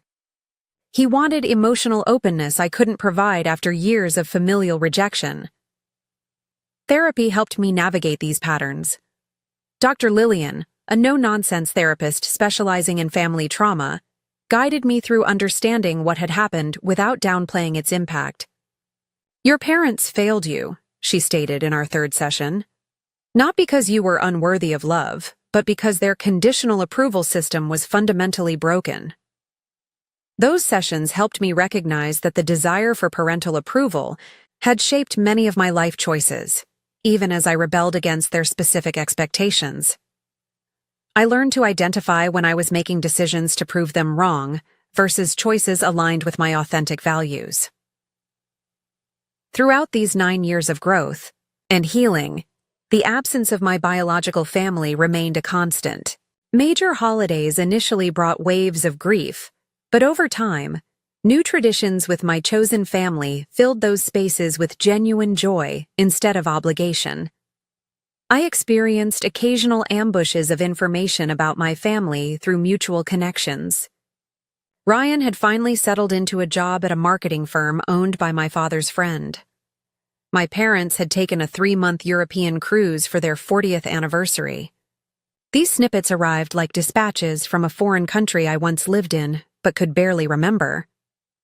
In year 7 after the disowning, during a particularly successful period following my second National Design Award, I made one attempt at reconnection. I sent a simple card with my contact information and a note saying I was open to conversation if they were interested. No response ever came. By the 9th year, as I approached my 34th birthday, I had made peace with the permanence of the estrangement. My home had become not just my sanctuary, but a physical manifestation of my journey. Every restored beam, every carefully chosen fixture represented a choice made according to my values, not anyone else's expectations. I had created a life that felt authentic, surrounded myself with people who showed up consistently, and built a business that allowed me to share my creative vision with the world. If that journey had required leaving behind those who couldn't celebrate my path, so be it. Then the phone rang on an ordinary Tuesday afternoon in April, and my mother's voice emerged from the speaker, as if the 9-year silence had never occurred.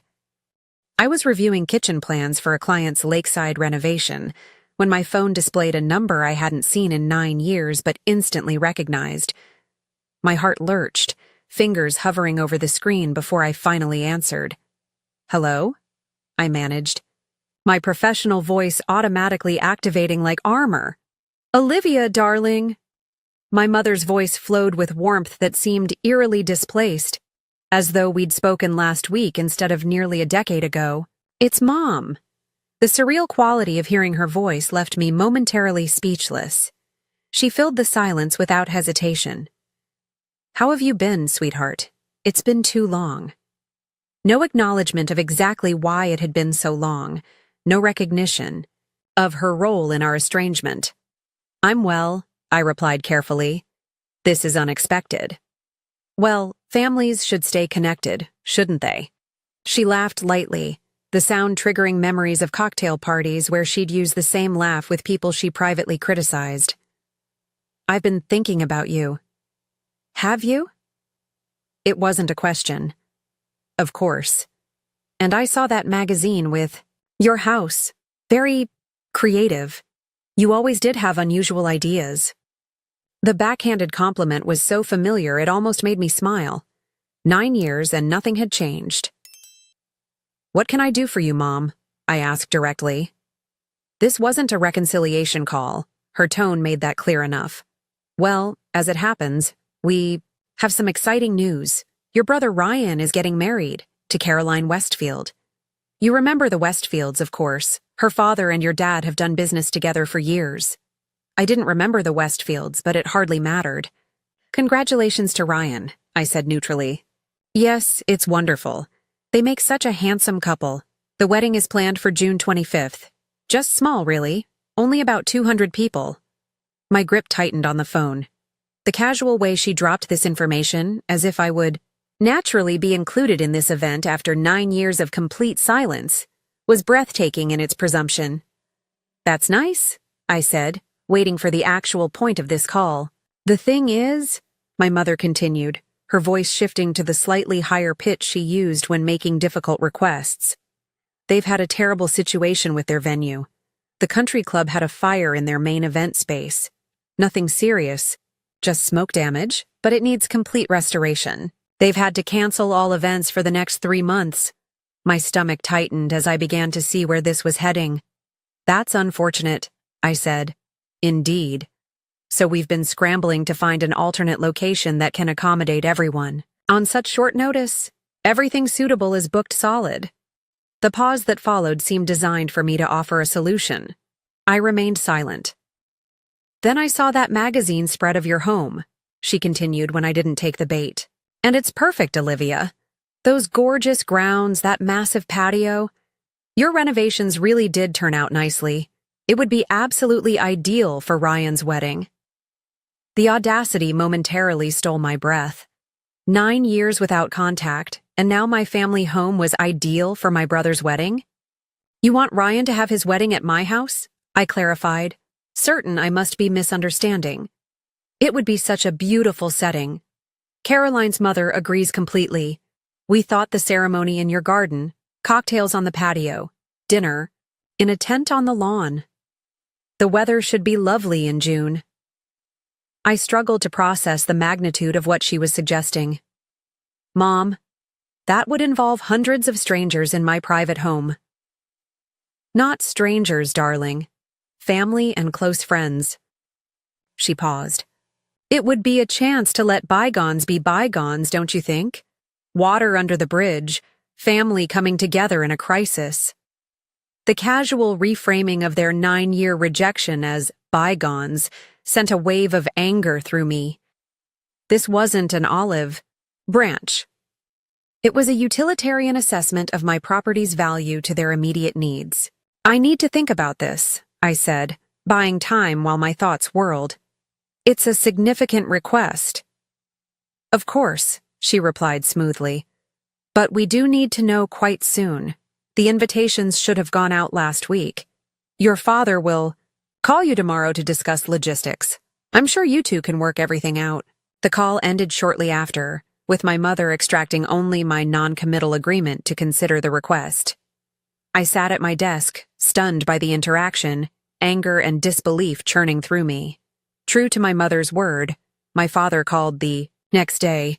His approach lacked even her thin veneer of warmth. Olivia, your mother tells me you're considering hosting Ryan's wedding. Good. We'll need to begin preparations immediately. I'll have our event planner contact you to assess the space requirements. I haven't actually agreed to anything yet, I replied, finding my footing. This is a significant imposition, especially given our history. History is irrelevant here. He dismissed. This is about family stepping up in a crisis. Ryan needs this. The Westfield connection is important for his future. The familiar dynamic reasserted itself with stunning efficiency. Ryan's needs paramount, my boundaries irrelevant. I understand it's important to you, I said carefully. But hosting 200 people is extremely disruptive. My home is also my business showcase. And I'm not comfortable with this level of re-engagement after 9 years of no contact. This isn't about your comfort, he snapped. It's about doing what's right for the family. I expected more maturity from you, Olivia. The conversation deteriorated.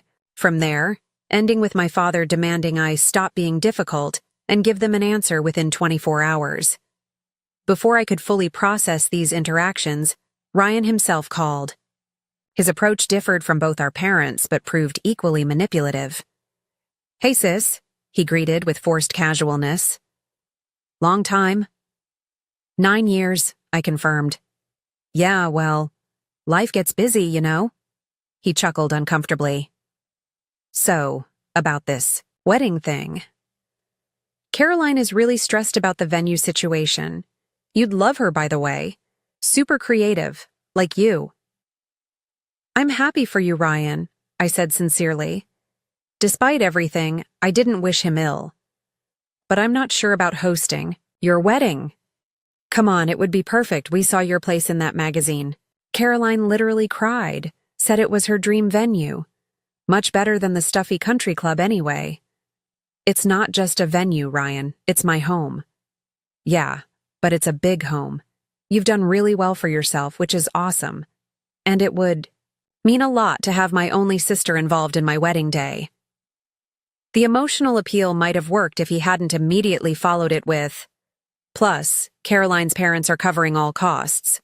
They'll even pay you a site fee if that helps. Though, family discount and all that." The conversation revealed that they'd already planned everything around my property without my consent. Ryan talked about where the catering trucks would park, which bathrooms guests would use, and how the wedding party would use my master bedroom suite to prepare. When I expressed concern about 200 strangers having access to my home, he laughed. "They're not random people off the street, Liv. They're our social circle. Dad's business associates, Mom's club friends. Caroline's family knows literally everyone who matters in Connecticut." The implication being, of course, that these people mattered more than my privacy and boundaries. By the end of that day, I'd received 7 more calls. 2 from my mother, 1 from an event planner who'd apparently already been retained, 1 from Ryan's fiancée Caroline, who I'd never met, and 3 from extended family members who suddenly remembered my existence. My Aunt Susan, who hadn't sent so much as a Christmas card in 9 years, called to say, "Family needs to come together in times like these.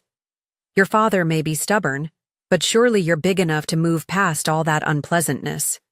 The unpleasantness being my complete excision from the family for daring to chart my own path.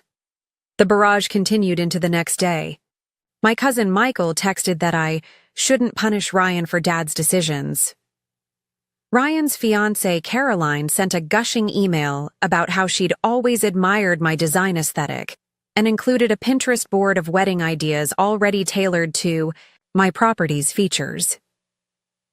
The final straw came when I received an anonymous complaint filed against my business, claiming code violations at my office. The timing made the source transparently obvious. The inspection found nothing, but the message was clear. Cooperation would be rewarded, resistance punished. That evening, scrolling through social media to distract myself, I froze when a post from Caroline appeared through a mutual connection.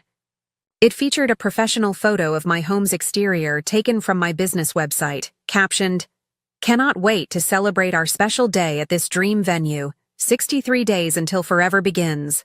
Shirk Westfield Mitchell Wedding." The post already had dozens of comments and congratulations. With growing horror, I realized they had already decided.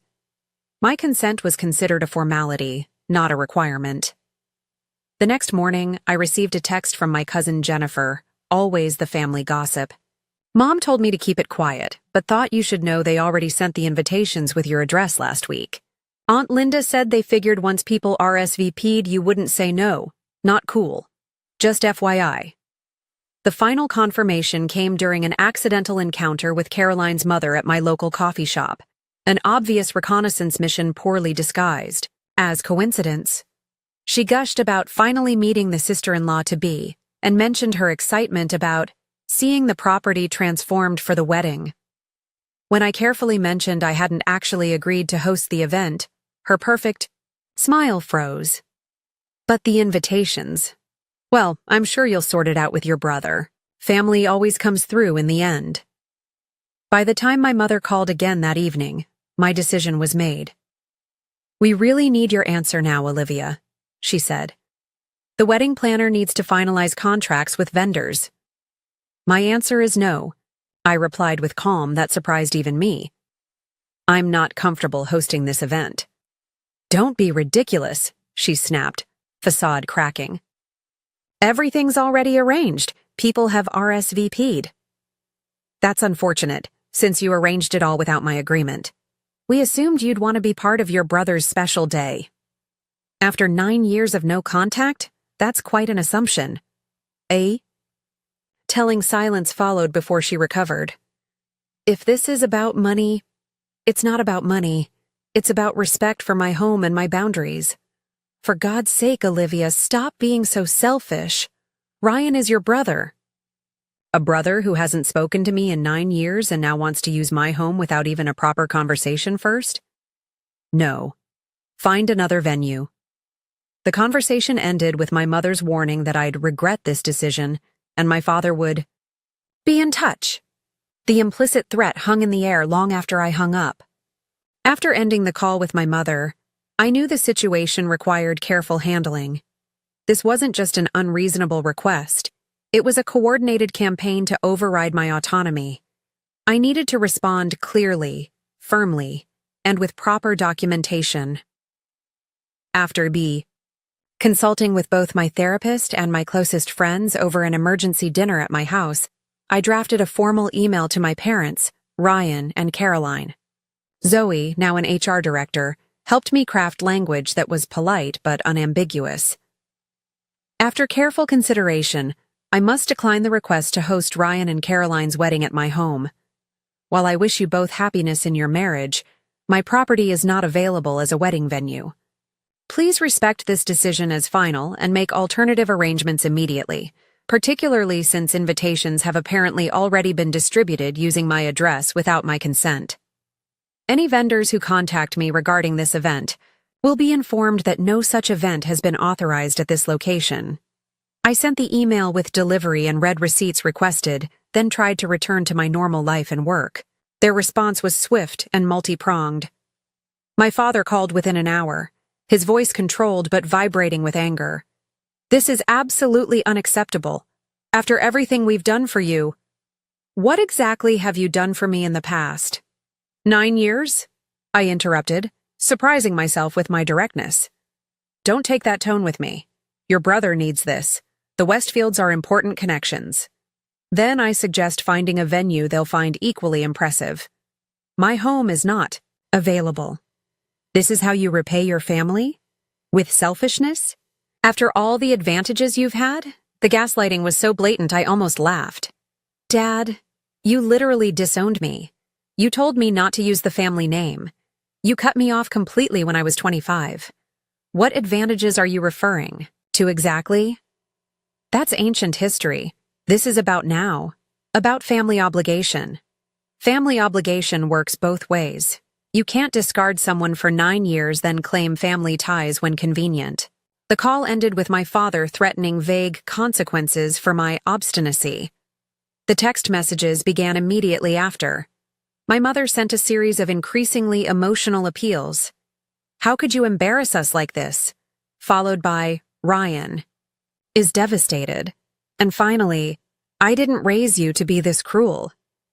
Ryan's messages fluctuated between guilt-tripping, thanks for ruining the most important day of my life, and attempts at negotiation, what if we cut the guest list to 150, 100?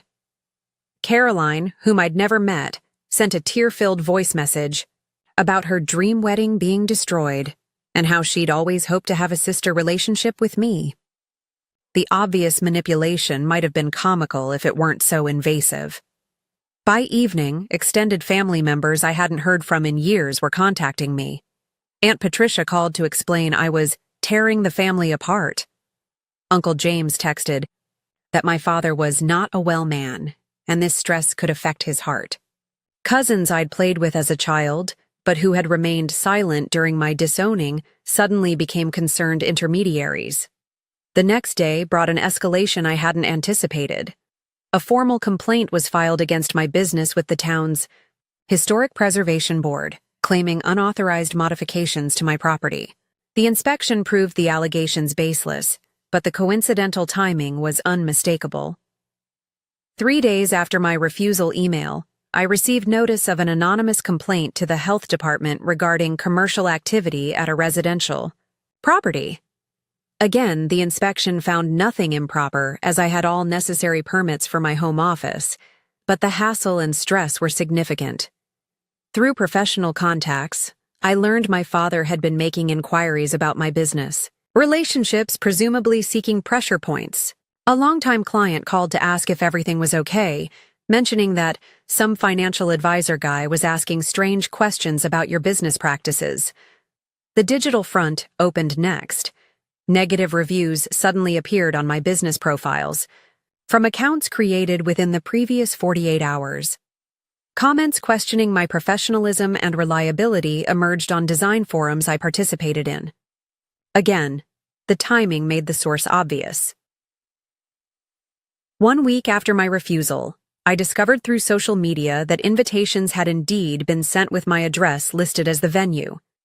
Caroline's mother had posted photos of the invitation suite, complete, with my property's address and a stylized illustration of my home's distinctive facade. The post included details about valet parking arrangements and guest accommodations in nearby hotels. Comments from invited guests expressed excitement about seeing the stunning property featured in Architectural Digest. This discovery prompted me to search more thoroughly through social media. What I found stunned me. Caroline's wedding planning account included multiple posts about our venue with photos of my home taken from various angles, some clearly shot from the street during drive-bys. Her bridesmaids had shared posts about their upcoming fittings, mentioning the gorgeous historic home where they'd be celebrating. Most alarmingly, I found evidence of a site visit I knew nothing about. A post from the wedding planner included a photo captioned "Initial walkthrough of the Mitchell property grounds for Arpoissy's big day," showing my back garden, apparently taken by someone who had entered my property without permission while I was at work. I immediately contacted my attorney, who advised documenting everything and installing additional security measures. She also drafted a formal cease and desist letter to my parents, Ryan, Caroline, and the wedding planner, explicitly forbidding use of my address in wedding materials and prohibiting trespassing on my property. The cease and desist triggered another round of outraged calls. My mother left a voicemail so venomous it was unrecognizable from her usual controlled tone. "You ungrateful, selfish girl, after everything we've done, to humiliate your brother with legal threats. Your father is right. You're dead to this family." Ryan called next, his voice slurring slightly, obviously having been drinking. "Really, Olivia? Lawyers? Is that how far you'll go to ruin my wedding? You know what? I'm glad you won't be there. You'd probably find some way to make it all about you anyway." The most revealing call came from my father 2 days later. His voice was eerily calm, which historically signaled his most dangerous mood. "I've been patient with your theatrics, Olivia, but this has gone far enough. The invitations are sent. The vendors are contracted. Caroline's parents have guests flying in from Europe. None of which is my problem or responsibility," I replied. "You made these arrangements without my consent." "Your consent is irrelevant," he stated flatly. "This wedding will take place at your property. You can either cooperate graciously or make yourself look petty and vindictive to everyone who matters in Connecticut society. Your choice. Are you threatening to hold this event on my property against my explicit refusal? I'm stating facts. The 25th of June, your property will host Ryan's wedding. You can be a gracious hostess or embarrass yourself by making a scene. But this wedding is happening." After that chilling conversation, I reached out again to my attorney, who confirmed my fears. While I had clear legal rights to prevent this invasion, enforcement might require confrontation on the actual day, creating exactly the scene my father anticipated. A scene that, regardless of legal right, would be spun to make me look like the villain. The situation escalated further when I received an email accidentally forwarded to me by Caroline's mother, clearly intended for the wedding planner. It detailed contingency plans if Olivia becomes difficult, including having a locksmith ready in case she changes the locks, and suggestions for keeping her occupied on the morning of the wedding so setup could proceed unimpeded. The most disturbing detail came at the end. Robert, my father, says if necessary, they can claim Olivia verbally agreed to the venue initially and then became unstable. Several family friends are willing to support this version of events. It was clear then that reasoning, boundaries, and even legal notices weren't going to stop this. My family wasn't just ignoring my refusal. They were actively planning to override it by any means necessary. The final confirmation came through my cousin Jennifer, who had become my reluctant inside source. She texted, "Thought you should know. They're planning to just show up day before, with vendors and wedding party. Figure once people start arriving, you won't make a scene." Uncle Robert said, "She'll cave when faced with reality. Just FYI. I realized I needed a more definitive countermeasure. They were counting on social pressure and my reluctance to create public conflict. To protect my boundaries, I would need to remove that leverage entirely. With less than 7 weeks until the wedding date, I needed a comprehensive strategy. My family had made it clear they intended to steamroll over my refusal, counting on social pressure and conflict avoidance to force my capitulation on the day. Their plan relied entirely on my physical presence and the assumption that I wouldn't cause a scene once guests began arriving. I called an emergency council of my chosen family. Zoe, Kelly, Marcos, and David gathered in my living room for a strategy session that felt more like planning a military operation than addressing a family conflict. "They're counting on your conflict avoidance," Zoe observed, "having witnessed my family dynamics firsthand years ago. They know you were raised to preserve appearances at all costs. And they're using your property as if they have rights to it," Kelly added, professional indignation evident in her voice. "As if your success belongs to them by extension." The solution, when it crystallized, was both simple and radical. Remove myself completely from the equation. Not just refuse to participate, but ensure my absence was absolute, leaving no possibility for last-minute manipulation. First, I consulted with my attorney about legally protecting my property in my absence. She connected me with a senior partner who specialized in property rights and restraining orders. Together, we drafted comprehensive legal documentation. A formal property protection order prohibiting specific named individuals from entering my property. Written notices to all vendors we could identify through Caroline's social media. Legal notice to the town police department documenting the situation. Trespass warnings to be posted on the property. Next came physical security. I contracted with a professional security company that specialized in estate protection. Their plan included 4 uniformed security officers stationed at all property entrances for the entire weekend, video surveillance covering all access, points, protocols for respectfully but firmly turning away any visitors, documentation of all interaction in case of future legal claims. With legal and physical protection arranged, I turned to my personal exit strategy. I booked an extended weekend at an exclusive resort in Nantucket, prepaid and non-refundable, for the entire wedding weekend. This wouldn't just be an escape, it would be a proper self-care retreat during what would undoubtedly be an emotionally charged time. I blocked off my work calendar for the week before and after, ensuring I'd have buffer time to prepare and decompress. My assistant was briefed to decline all appointments and client requests during this period, citing a long-planned personal commitment. With my absence secured, I systematically closed potential loopholes my family might exploit. I changed all. External door locks and security codes. Temporarily revoked access for regular service providers like gardeners and housekeepers. Arranged for my mail to be held at the post office. Asked trusted neighbors to alert me to any unusual activity. Installed additional outdoor cameras with remote monitoring capabilities. The final step involved communication.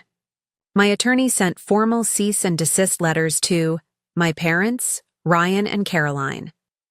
The wedding planner, Caroline's parents. Every vendor identified through social media. Each letter explicitly stated that no wedding or event had been authorized at my property, that the address had been used without permission, and that any attempts to proceed would constitute criminal trespassing. My own communication was minimal but clear. I sent one final email to my parents, Ryan and Caroline. To be absolutely clear, there will be no wedding or event at my property on June 25th or any other date. The property will be secured, and security personnel will prevent any attempted entry. Please immediately notify all guests and vendors of your venue change to avoid unnecessary embarrassment and inconvenience. The response was predictable.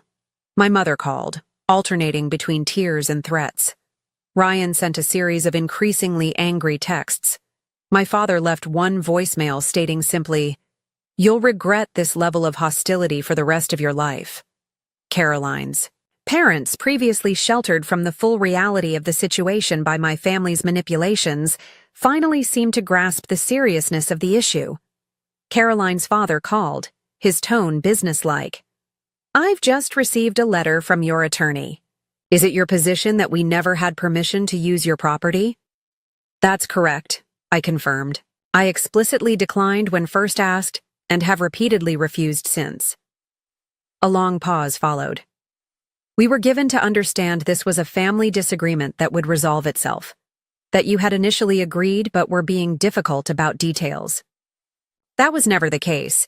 I said no from the beginning, clearly and consistently." Another pause. "I see. This puts us in a very difficult position with guests. I understand that's challenging, but it's a situation created entirely without my participation or consent." The conversation ended civilly but coolly. Within hours, Jennifer texted that all hell has broken loose between my parents and the Westfields. Despite this apparent reality check from Caroline's father, my own family showed no signs of abandoning their plan. My father reportedly insisted they would handle Olivia, and the wedding would proceed as planned. In the weeks that followed, I discovered through various sources that they were proceeding with a two-track approach, publicly beginning to mention a possible venue change, while privately continuing with plans to use my property, still believing I would cave under pressure. The most disturbing evidence came 3 weeks before the wedding date. Through a professional contact in the catering industry, I learned that the wedding caterer had scheduled a delivery and setup at my address beginning at 9 a.m. on the day before the ceremony. They had been told to arrive early, before the property owner returns from an appointment. This confirmed my suspicion that they planned to begin setting up while assuming I would be away from the property, creating a fait accompli when I returned. The timing suggested they had been monitoring my movements, noting when I typically left for work or appointments. This discovery prompted my final countermeasures. I arranged for the security team to begin their coverage 3 days before the wedding, rather than the originally planned one day. I notified the police department of the updated timeline and potential for confrontation. Most importantly, I altered my own departure plans, arranging to leave for Nantucket 4 days before the wedding rather than 2, removing any possibility of last-minute interception or confrontation. The week before my departure, I methodically prepared my home, securing valuable items, documenting the condition of every room with dated photographs, and making arrangements for remote monitoring. I briefed my security team on all family members and wedding party members, providing photographs from social media to ensure they would recognize everyone involved. 2 days before my planned departure, Jennifer sent one final warning text. "Just overheard. They're still planning to show up with vendors early Friday morning. Uncle Robert convinced everyone you're bluffing about security. Says once wedding party arrives, you won't have the guts to make a scene. Be careful." With that final confirmation, I completed my preparations with grim determination. 9 years ago, they had disowned me for refusing to bend to their will. Now they would discover exactly how completely I had outgrown their control. I left for Nantucket on Tuesday, 4 days before the planned wedding day, my home secured and protected, my absence absolute. At the ferry terminal, I turned off notifications from everyone except my security team and attorney. Whatever happened next, I would face it from a position of peace and strength, not reactive fear. Dawn broke clear and beautiful over Nantucket on Friday, June 24th, the day before my brother's planned wedding. I had intentionally booked an ocean view suite, and watching the sunrise from my balcony centered me for what would undoubtedly be a challenging day. At precisely 9:30, my phone vibrated with the first security alert. From the safety of my resort room, I opened the security app and connected to the live camera feeds surrounding my property. The scene unfolded like a silent film. A white van with elite catering emblazoned on the side approached my driveway. followed by 2 luxury SUVs. As they reached the gate, they encountered the first security officer, a professionally dressed woman whose body language remained calm but firm as she spoke to the driver. I couldn't hear the exchange, but I could imagine it clearly. I'd prepared detailed scripts for the security team, emphasizing professionalism and documentation. The catering van remained at the gate for several minutes while the driver appeared to make phone calls. Eventually, they reluctantly reversed and parked along the street. Within 20 minutes, my parents' distinctive black Mercedes arrived, followed quickly by Ryan's Tesla. The confrontation at the gate intensified, with my father emerging from his car, gesturing emphatically. The security officer maintained her position, occasionally pointing to the posted property notices. My father appeared to be shouting now, his face flushed even on the small screen. My mother remained in the car, phone pressed to her ear, undoubtedly making emergency calls to salvage the situation. Ryan paced alongside the gate, running his hands through his hair in obvious distress. At 10:15, 2 more vehicles arrived, a white Range Rover I recognized from social media as belonging to Caroline's parents, and a compact car with the wedding planner's company logo. The cluster of people at my gate grew, with Caroline's father appearing to speak more reasonably with the security officer, while my father continued his animated objections. By 11, a police cruiser had arrived, presumably called by my father. This was expected. We'd briefed the local police department about the potential situation days earlier. The officer spoke with the security team first, examining their documentation, then had a lengthy conversation with my father and the Westfields. Even through the soundless feed, I could see the moment my father realized the law would not be intervening on his behalf. The next hour brought a parade of vendor vehicles, florists, rental companies, musicians, all turned away with the same message: no event was authorized at this address. Some left immediately. Others joined the growing cluster of people on the street outside my property, creating an impromptu crisis committee. Shortly after noon, my attorney texted, "Your father," called our office demanding to speak to a partner, claimed illegal obstruction of family event. Senior partner took call, reiterated legal position, and suggested finding alternate venue immediately to avoid guest disappointment. Call ended abruptly. Throughout the afternoon, the scene at my gate developed a desperate energy. Caroline arrived, with her bridesmaids, tears visible even on the small screen as she gestured toward my house. My mother appeared to be making dozens of calls, presumably to find a last-minute alternative location. Ryan alternated between comforting Caroline and angry confrontations with the security team. By 4:30, the reality appeared to finally sink in. Vendor vehicles began departing one by one. The wedding planner could be seen speaking intensely, with both sets of parents, likely outlining limited remaining options. Caroline's mother embraced her sobbing daughter. My father stood apart, phone to ear, face set in the cold anger I remembered from childhood. At 5:45, the final vehicles departed. The security team texted confirmation that all wedding party members had left the premises, with my father's parting words recorded as, "This isn't over." I sat on my balcony as sunset painted the ocean pink and gold, experiencing a complex mix of emotions. There was no triumph in this outcome, no joy in disrupting what should have been a happy occasion for my brother, but beneath the complexity lay a bedrock of certainty. I had defended my boundaries when they were deliberately violated. After 9 years of rebuilding my life on my own terms, I had refused to allow my hard-won sanctuary to be co-opted without consent. I spent the remainder of the weekend in peaceful seclusion, swimming in the ocean, reading on the beach, and enjoying exquisite meals without checking social media or reading family messages. This was self-care, not avoidance. I would deal with the aftermath, but on my timeline, not theirs. Returning home Tuesday afternoon, I found my property exactly as I'd left it, testimony to the effectiveness of the security team. Inside, waiting in my mail pile, were 3 handwritten notes that had been delivered by family members but not accepted by security. One from my mother, one from Ryan, and one, surprisingly, from Caroline.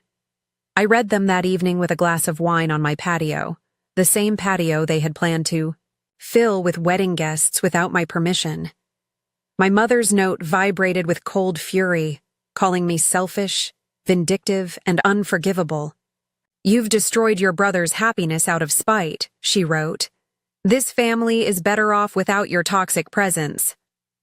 Ryan's letter mixed anger with unexpected vulnerability. "You've ruined what should have been the best day of my life," he began but continued. "I don't understand what happened to us. We were close once. Did you hate me this much all along?" The closing line revealed volumes about his perspective. "I never did anything to deserve this level of cruelty from you." Caroline's note surprised me most. "I can't pretend to understand the history between you and your family," she wrote. "But I wish we could have met under different circumstances before all this escalated. Everyone kept telling me you would eventually agree, that it was just a negotiation tactic. I should have reached out directly sooner. I'm sorry for the intrusion on your privacy." The lawn showed signs of minor vandalism, decorative plants uprooted, a garden bench overturned, petty expressions of rage that security had documented but deemed not worth confrontational intervention. In the weeks that followed, I maintained my silence as family members cycled through various approaches. My father's attorney sent a letter demanding compensation for wedding expenses lost due to your last-minute venue withdrawal, which my attorney dismissed with documented evidence of my consistent refusal from the beginning. My mother left voicemails alternating between tearful pleas about healing the family and vicious character assassinations. Extended family members sent messages ranging from gentle encouragement to reconnect to harsh condemnations of my cruelty. Ryan and Caroline ultimately held a significantly downsized wedding at Caroline's parents' country club, hastily arranged in an outdoor tent. Social media photos showed strained smiles and noticeably fewer guests than the original 200 planned. No family member acknowledged the venue change publicly, creating an awkward gap in the wedding narrative shared online. 3 weeks after the wedding date, my mother appeared unannounced at my front door. Security had ended their coverage, so nothing prevented this ambush. Through the security camera, I watched her ring the bell repeatedly, her perfect posture and carefully arranged expression belying the tension evident in her tightly gripped handbag. After a moment's hesitation, I opened the door but remained in the doorway, physically blocking entrance to my home. "May I come in?" she asked, voice carefully modulated to social politeness. "No," I replied simply. "I prefer to keep this brief." Her mask slipped slightly, irritation flashing across her features before she recovered. "I thought it was time we spoke directly, without all the lawyers and drama." There was a direct conversation possible at any point, I noted. Before invitations were printed with my address, before vendors were contracted, before family members were enlisted as pressure tactics. "You've made your point, Olivia. Very dramatically, I might add. But surely it's time to move past this pettiness. We're family, after all." The casual dismissal of boundaries as pettiness and the selective application of family status when convenient crystallized everything wrong with our dynamic. "We're not family," I said quietly. "Not in any meaningful way. You and Dad made that decision 9 years ago when you disowned me. You reinforced it every year with your silence, and you confirmed it by treating my home and boundaries as obstacles to be overcome rather than realities to be respected. That's ancient history, Olivia. People say things they don't mean when they're angry. 9 years isn't ancient history. It's a third of my lifetime, and actions speak louder than words. Your actions have consistently shown that you only value me when I'm useful to your purposes." She sighed dramatically. "I didn't come here to rehash old grievances. I came to offer an olive branch, to suggest we try to rebuild. Ryan and Caroline will be starting a family soon. Don't you want to be an aunt to their children?" The manipulation was so transparent it almost seemed sincere. she genuinely couldn't conceive of relationships built on mutual respect rather than obligation and utility. "I wish Ryan and Caroline happiness," I said honestly. "But any relationship would require acknowledgement of past harm, respect for current boundaries, and consistent change going forward. I don't see evidence of any of those things. So that's it? You're choosing to remain estranged over one disagreement about a wedding venue? This wasn't about a venue. This was about 9 years of rejection followed by entitlement to my home, and life without so much as a genuine conversation. This was about attempting to override my explicit refusal through manipulation and social pressure. This was about fundamental respect." Her expression hardened. "You always were stubborn and oversensitive. Your father was right about you." "Goodbye, Mom," I said, closing the door gently but firmly. That conversation marked the final direct contact with my biological family. Through mutual connections, I eventually heard that my parents had begun telling a revisionist history, wherein I had initially agreed to the wedding, but changed my mind out of jealousy at the last minute. This creative reframing didn't surprise or disturb me. I had long since stopped measuring my worth through their recognition or approval. In the months that followed, I filed for a formal restraining order based on the documented pattern of harassment and property violations. The process was straightforward. Given the extensive evidence collected, and the order provided legal reinforcement of boundaries I had already emotionally established. That Thanksgiving, I hosted dinner for 20 beloved friends in my home.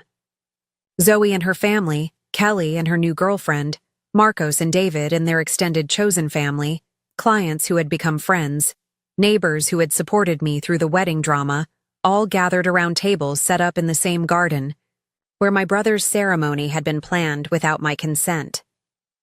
As we shared food, laughter, and genuine connection, I looked around at these people who loved me for exactly who I was, who celebrated my successes without qualification, who respected my boundaries instinctively because they valued me as a complete person, not a resource to be utilized. The path to this peaceful moment hadn't been easy. The family rejection at 25 had left deep wounds that required years of healing. The wedding confrontation had reopened those wounds temporarily. But standing firm in that crisis had also provided unexpected closure. I no longer waited for approval that would never come, or recognition that would always be conditional. I had built a life aligned with my values, surrounded by people who showed up with consistency and authenticity. I had learned that family isn't defined by biology, but by respect, reciprocity, and reliability. The house around us, lovingly restored by my own vision and effort, stood as physical testimony to the life possible when we honor our own worth even when others cannot see it. Every reclaimed beam, every carefully chosen fixture represented a choice made according to my values, not external expectations. Some bridges cannot and should not be rebuilt once burned. Some losses clear space for more authentic connections. Some rejections ultimately lead to greater self-acceptance than approval ever could. As I raised my glass to toast the chosen family gathered around my tables, I felt a profound gratitude for the journey that had brought me here, even its painful chapters. The family that had disowned me had inadvertently given me the freedom to discover my true worth beyond their limited perception. Their final attempted intrusion had given me the opportunity to declare that worth non-negotiable. Have you ever had to establish boundaries with family members who couldn't respect your space? Share your experience in the comments below. Sometimes the hardest boundaries to set are with the people who should respect them most. If this story resonated with you, please hit the like button and subscribe for more real-life experiences. Remember that your boundaries deserve respect, and sometimes the family we choose brings more love than the family we're born into. Thank you for listening to my story, and I hope it helps anyone going through similar situations find the courage to stand firm in their own worth.